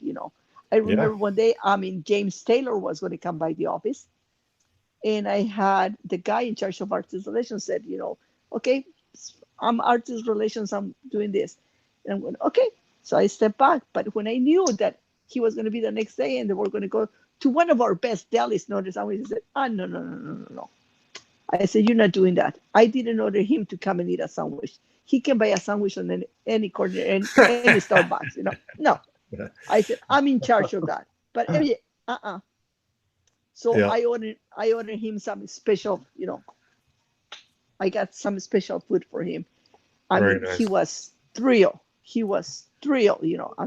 About it, why? Because you want to be able to give them something different, something that they don't get every day, something with love, not something that you just grab and just hear, no, something that comes, from the heart, even if it's only chips and salsa, but hey, they have heart, But they're damn good chips and salsa. That's that's what matters. And if he was,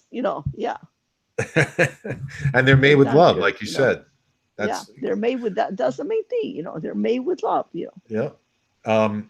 Here we got another question from 310, and he says, "What Duncan pickup, whether mass produced or the custom shop, has the lowest output? Is it the 59, the Lover, and I love you, MJ, U2 Tone Talk? Thanks."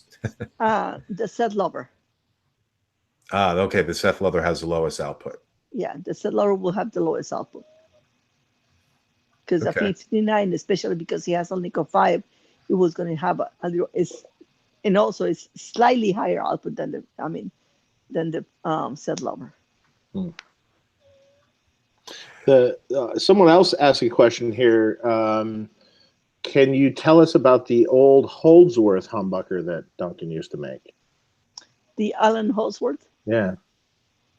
You know, one of my dearest friends, Alan, he used those pickups. Even if he had a signature pickup with someone else, he used that pickup until he died. I used to send him pickups all the time. He was part of the Seymour Duncan family, but he kept being part of the family friend. I mean, until the day he departure. The Alan Holdsworth pickup, we used to have. It was almost like a JB with 2 rolls of screws, just slightly harder. I mean, but what Alan used to use, it was a 59 neck and bridge with 2 rolls of Allen screws. Oh yeah. Yes, I mean that's the ones that he used to like and he used to use. Like I said, let me show you something. Let me see if I can carry this in here. These are some of my prototypes. I was kind of cleaning, and I believe I used to have an Alan Holdsworth in here, one of the authentic double creams from back in the beginning. But you see in here, L.D. Wayne, Fred Newell, Hank Marvin's, right here,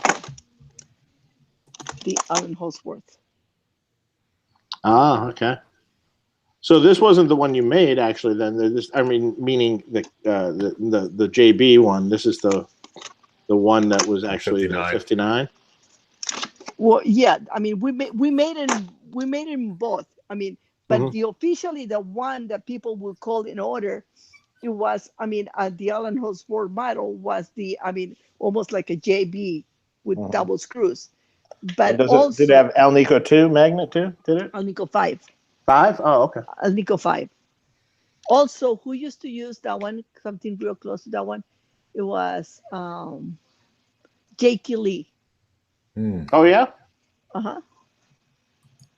But Alan, Jakey Lee used to use. I mean, the one closer to the JB, and Alan Holdsworth used to use the 159 neck and bridge.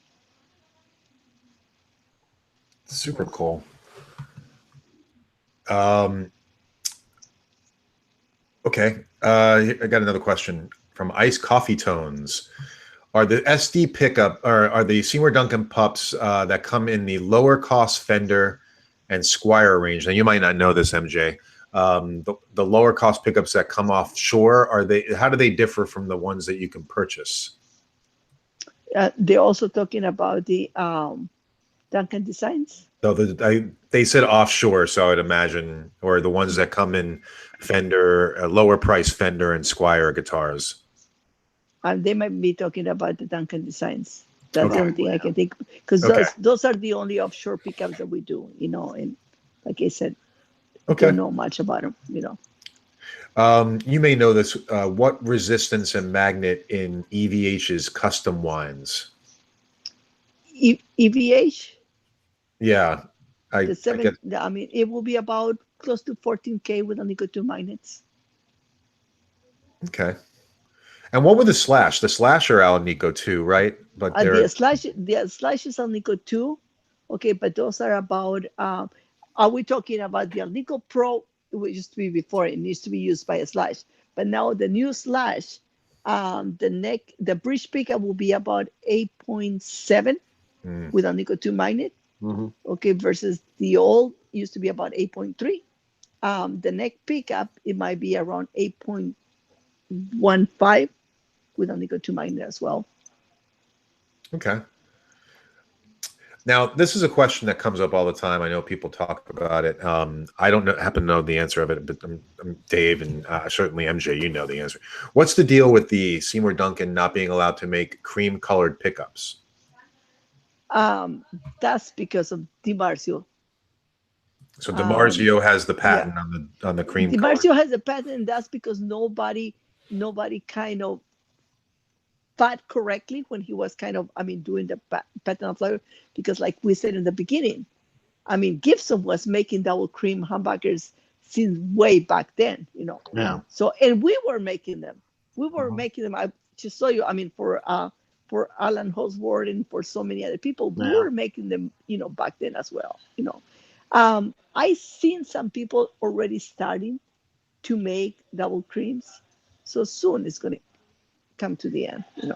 Mm-hmm. Mm-hmm. Yeah, we'd imagine that the patent has to end at a certain point. I imagine. I'm hoping so. You guys can always get them under a cover. Right. There you go. Yeah, that's how. Yeah. That's an easy workaround. Take the cover off later. Yeah. Yeah. Someone wrote, "How do you patent a color?" Yeah. Well, they were able to do it back. We're talking about was it 1986, 87? Yeah, they jumped on it. Yeah. Nag71 wrote, "The world needs more MJs," and I can't disagree with that at all. So, totally agree with that. Let's see. I'm trying to go through some of the questions here. I have a feeling she's going to get a lot of emails after tonight's show from Matt Harrison. That's funny.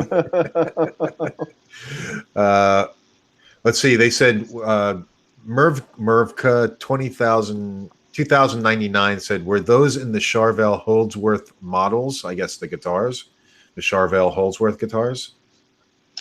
I believe way on the beginning, yes, but I believe wasn't he using somebody? He always used ours with regular nickel pole pieces.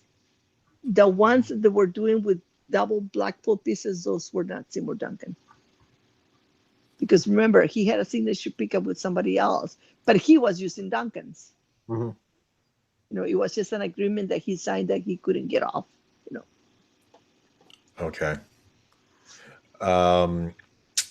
Okay, so we have a tech question, and I'm not sure if I understand the question, but it says, if you put one P rails pickup in the bridge position with a triple shot ring, will the switch work in the down and up position? I'm not a technical person, so I wouldn't be able to answer that one. But Yeah, he can. I don't even know what they're talking about. Yeah. Yeah. He can email me the question and I can forward it to our customer service department. Okay. And then yeah, let's see. Okay, so they can email you. Wait, so someone said, "Wait, I can order a Seymour Duncan double cream pickups under a cover?" Yes, you can. And double H white. They're called double H white. Could listen to MJ all night, but I have to be at work in a couple hours. Great show. Happy anniversary, gentlemen. This is from Steve Segura. Also, congratulations on 4,000 subs. And MJ, you are awesome. Thank you. Let's go for any other question. Okay, go ahead. And if anybody lives near Dallas, we're going to be at the Dallas Guitar Show. Ooh. Oh, there you go. Yeah. That's great. When is that? May 4th, 5th, and 6th. That's and a great show. Seymour is going to be hand winding pickups, and we're going to be giving them away. Wow. Great. That's great. That is awesome. MJ, can you tell us, this is from Luke Kramer, can you tell us about the DD1 and DD5 you guys make for Diamond guitars? They're the best pickups I've ever heard. Do you know those? DD1 and DD5? Mm-hmm. For Diamond guitars. I'm not familiar with it. I'm not familiar with it either. Okay. We stumped MJ. No, I mean, yeah. I'm just kidding. I'm just kidding. Yeah, I'm kind of, Diamond guitars. No. Yeah, I'm not familiar with it. I have no idea. I'm going through the chat and I'm looking to see if there's any other questions. Dave, do you have any other questions at this point? No, but now you got me curious about the diamond guitars thing. Yeah. Yeah, I never heard of that. But I've heard of diamond guitars, but I've never heard of DD1 or DD5 pickups. So Luke Kramer, if you have any other information on that or want to reach out to MJ separately, let us know. So MJ, tell us, what are some of the newer things that are coming out, or some of the things that have come out recently that you guys want to talk about? I'd be curious. I know we have new pedals coming out. Mm-hmm. We have, the Billy Gibbons, Telegive. We have the George Lynch Hunter. Mm-hmm. We have the Alexis Skolnick. We have the Red Devils for Billy Gibbons. Mm-hmm. We have, pedals that keep new and improving soon. So they're going to be having the Silver Lake, La Super Rica, which Eric Johnson is kind of trying right now. New and improved things on daily basis in here. That's great. That's one thing, we never stop making new things. And the custom shop, they can contact you and get pretty much anything that they want. Of course, yeah. And like I said, any pickups. Not that I want you to make your wife upset or anything, but I do keep all the specs. No, that's great. That's awesome. No, one of the other good reasons. You guys remember the guitar, the Peter Frampton guitar, that was lost for many years. Yeah. And then found. Due to us saving all the specs, that's how we can go ahead and recreate that. We had John Fogerty. They wanted to duplicate the baseball guitar for the Baseball Hall of Fame. Mm-hmm. And due us of saving all the specs, we're able to do all those things. Sometimes, somebody else might think, those things are not important, but like I said, when it came up to Reaper-based pickups and Gibson needed them, they knew we had the specs. When the staple pickups, they knew we had the specs. But we had the specs not only because we like to keep our notes, because we take serious on any pickup that we repair, that we rewind.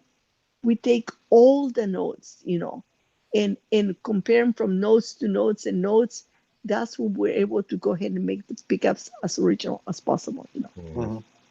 That's crazy. That's great. And any new crazy ideas, like I suddenly, I got the Eclipse, in white. I tried to make a pickup that it was dark, dark sounding, and the other one really bright sounding. That was for the Eclipse. Halloween comes, I need to make my zombie pickup and my bullbuckers. Stuff like that. You need to be creative and put some joy into your life too as well. Kind of make those little things happen. Mm-hmm. Like we were talking with Seymour about the eclair. We always get him a cake, but MJ always has a little eclair for him in there for his birthday, because I know that's his favorite dessert. And then I'm going, how come we have never made a pickup, called the eclair, for him? So now I said it has to be sweet and creamy, right? And he loved it. He loved it. He loves the eclair. That's fantastic.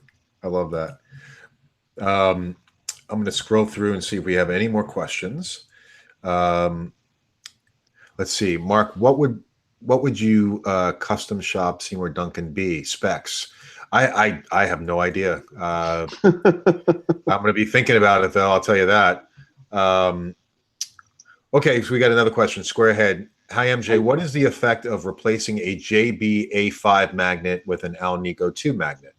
Sonically, will I hear a difference? Love you, MJ. Sonically, yes, you will hear a difference. And remember who used to replace a magnet on the JB? It was Joe. You guys remember Joe Ness? Yes, I know Joe. Yeah, he used to kind of, replace that. So if you guys have heard any of his records, John S. used to replace it. I mean, we used to replace Alnico 5 for him for Alnico 2. Oh, interesting. Yeah. Dan Pfeiffer has a question. Is the Pearly Gates pickup exactly what Billy's real 59 is? I mean, if you want a Billy Gibbons Pearly Gate pickup, you call me. There you go. I will be like calling. I'm saying, like I'm saying, Alan Holdsworth. We had a signature pickup from Alan Holdsworth, but Alan Holdsworth always liked a lower DC resistance pickup. On the other hand, the Pearly Gates, it's a slightly lower DC resistance because I spike it slightly for Billy, It's when they said, Jay, I'm missing something. And I'm going, okay, I know where you're missing. Just kind of do it, and and and from then on, they get hooked, and So that's great. Another question, Dave and MJ. Why do some boutique pickup manufacturers stay away from ceramic magnets? That was from Mehran Khan. Okay, we don't stay away from ceramic magnets. We could at some point.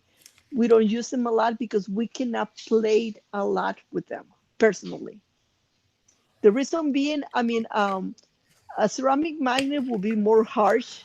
It's not going to be as clean as it's more for more heavy playing, heavy rock. Then if you want to play blues, you're not going to play it with a ceramic magnet. Right. You're not going to lower it. If you want to calibrate the magnet, here in the custom shop, you won't be able to calibrate a ceramic. You cannot demagnetize or magnetize a ceramic magnet. So this is why we don't play a lot with the ceramic magnets. We do use them on different pickups in here.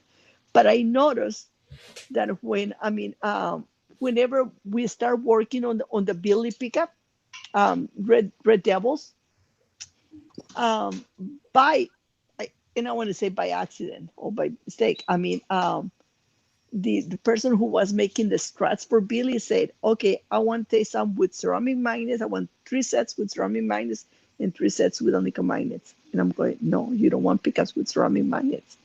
I said, why? I said, because Billy is not a ceramic type of guy. Billy always liked the low output. And MJ, how do you know that?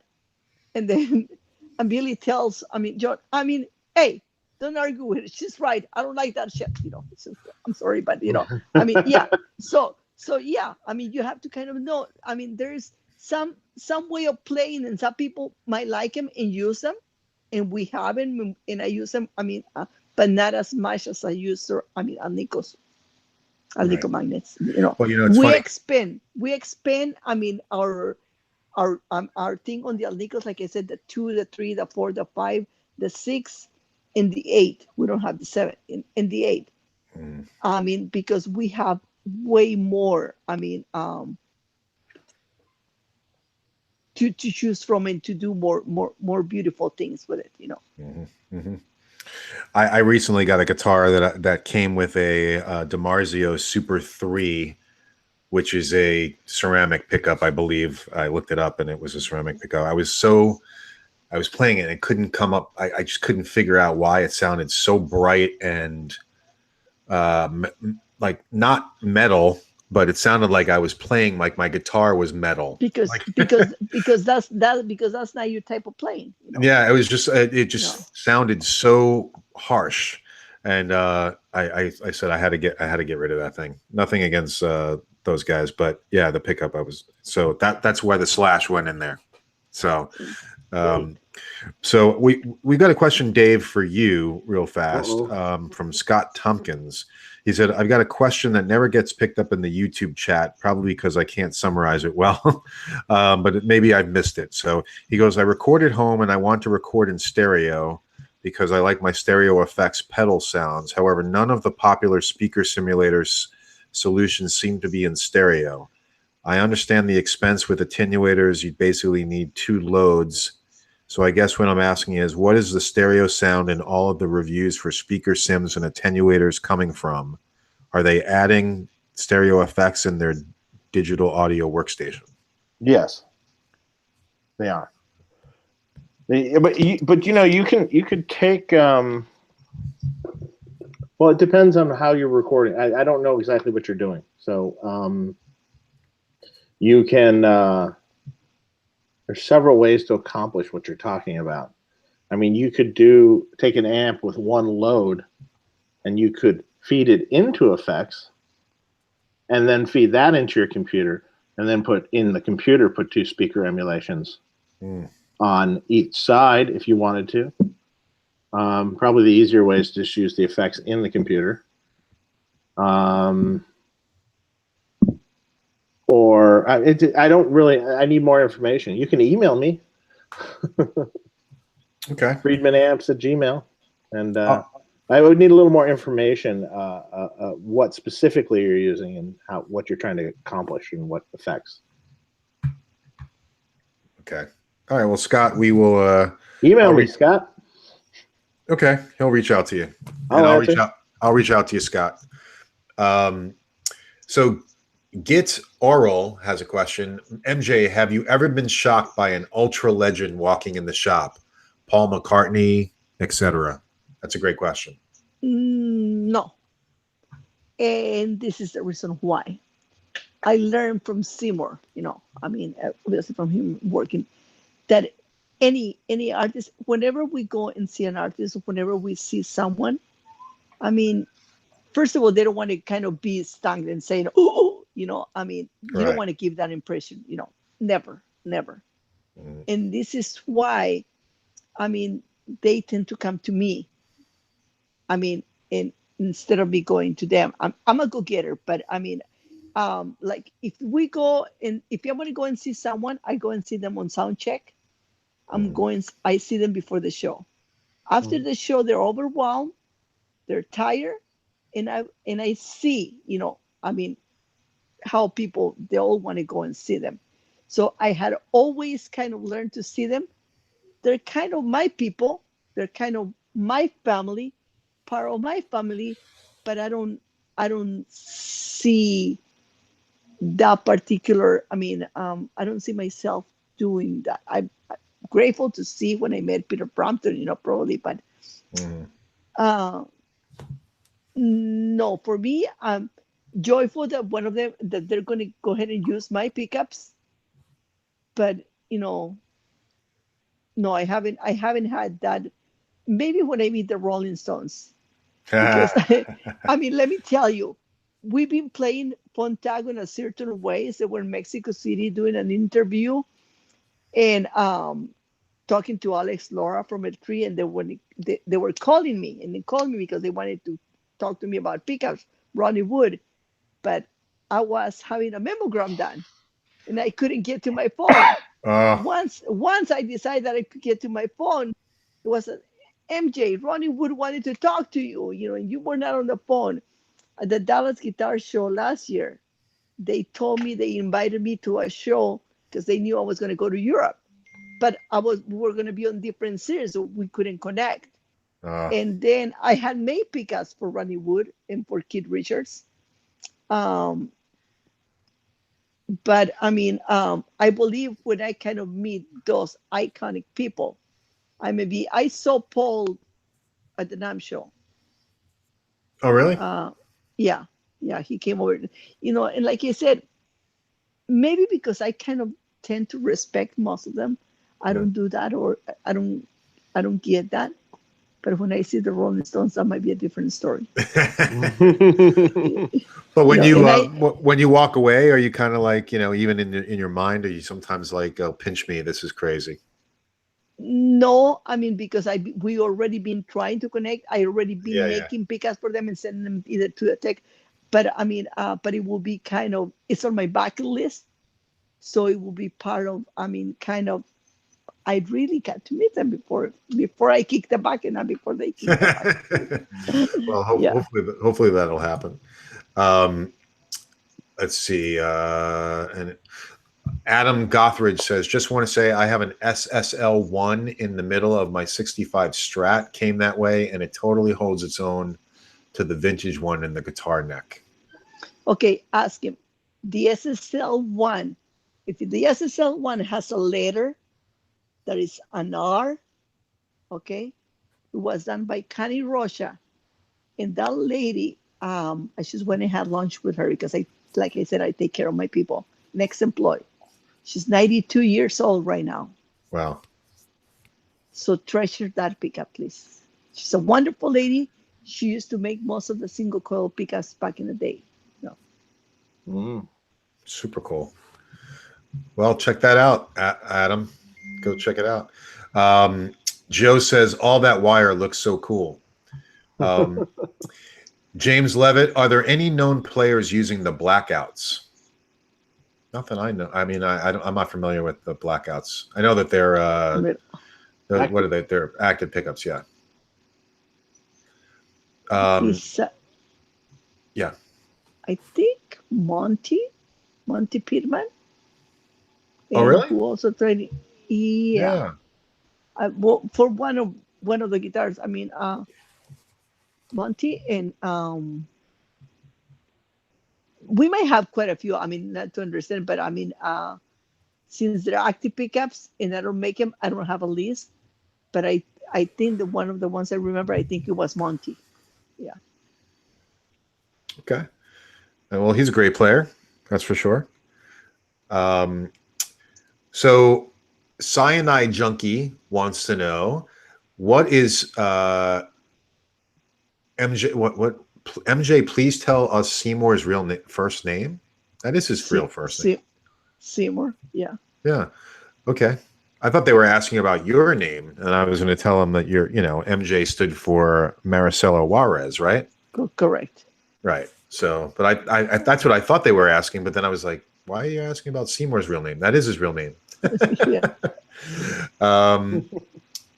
Let's see. Rick USA just got here. Sorry I'm late. Love your program. Thanks. Steve Lundy, does MJ work with active blackout pickups? No. No. Okay. No. I'm vintage. Okay. Okay. Matt Harrison, what pickups would MJ recommend to make a cheaper project guitar sound great for hard rock metal? The Brown sound. The Brown sound? Mm-hmm. The 70A model. Okay. Jody Coleman, Duncan Custom versus the Custom. What's the difference? The magnets are more winding? Okay, the Duncan's Custom versus the Custom. The Custom will be a little warmer because it has more strength on the magnet. It will be, the Custom will be a little cleaner, but DC resistant wise is almost the same. Okay. Two different magnets in those pickups, right? Yes, Yeah. Alnico 2 and Alnico 5. Yeah. And you guys want to know how the Custom 5 was born? A lot of people used to send me the Parker Flies to be rewound. And why send me the Parker Flies instead of making a Seymour Duncan fit? Because they have a different kind of bottom plate in the way they get mounted. And it was easier for me, instead of trying to fabricate bottom plates and make it mount, send me your pickup or rewind it back to the original specs. And I said no, they wanted something different. So I started rewinding most of those Parker Flies to the Custom 5. And it was such a hit that then we end up making a pickup like that, Yeah, that pickup does sound good. Mm-hmm. Very cool. Rick OUSA also has a question. MJ, if you wanted to create a new pickup to the world, something new and different, or something that you've already had an idea about, and you probably don't want to give it away. No. But is there something that you've thought of that you haven't created yet? Maybe that that's still in the works? Well, yes, there is always thinking on creating new stuff. if you're not creating and making something new, that means you kind of already served your time. Yeah. So you always, like I said, thinking on something different, something new, kind of, like I said, when the thing came about the eclipse, okay, how can you make something, to go with eclipse, come and make one set of pickups, very, very dark on the neck and very, very bright, and try to make those things to go. But you have to always be thinking and going with new ideas, new way, especially with new guitars coming out, new stuff. You always have to be thinking of how to recreate new stuff. Yep. That's awesome. I'm going to see if there's any other questions.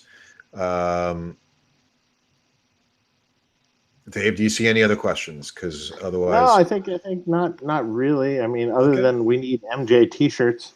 Yes, Nag 71. We do need MJ T-shirts. Speaking of T-shirts, we do have Tone Talk T-shirts. If anybody wants to grab them, they're still available. All sizes are available. Extra large is kind of running low, but let me know. Email me at tonetalkmark, marc@gmail.com. And MJ, it's amazing to have you on the show. It was a pleasure to be on your show. Just remember, mi casa, su casa. Whoever doesn't live in California, you're passing by, you want a quick tour, you want to stop by. I'm here to go ahead and give you, I'll take you up on that. I'm going to come visit you definitely before NAMM next year. So, if not sooner, so we'll be talking. I will make sure I have tamales in there for you. Okay. And I'm definitely gonna come up. I got to. All right. I've been threatening for that for a while. Yeah, you need to do that, Dave. You have no excuse because you're there. I'm all the way across. I just got to make the drive, but yeah. Yeah. Well, I know anywhere beyond like 5 miles in LA, no one wants to go anywhere, right? So yeah. Well, that's because 5 miles takes an hour. Right. Exactly. Exactly. I actually go to other states. I go to like Michigan and stuff, and everyone's like complaining about driving literally like such a short distance, like it's 20 minutes or something, and I'm like, well, what's the problem? I don't understand. It's 20 minutes to go 5 miles down the street here. Yeah, it's crazy. It's crazy. I had a friend. I said when I was from NAMM, he picked me up at the airport and we got something to eat, and we were going to go somewhere which was about 8 miles away, like a guitar place. And he's like, "Yeah, maybe you can Uber it. I don't want to risk getting stuck." I was like, really?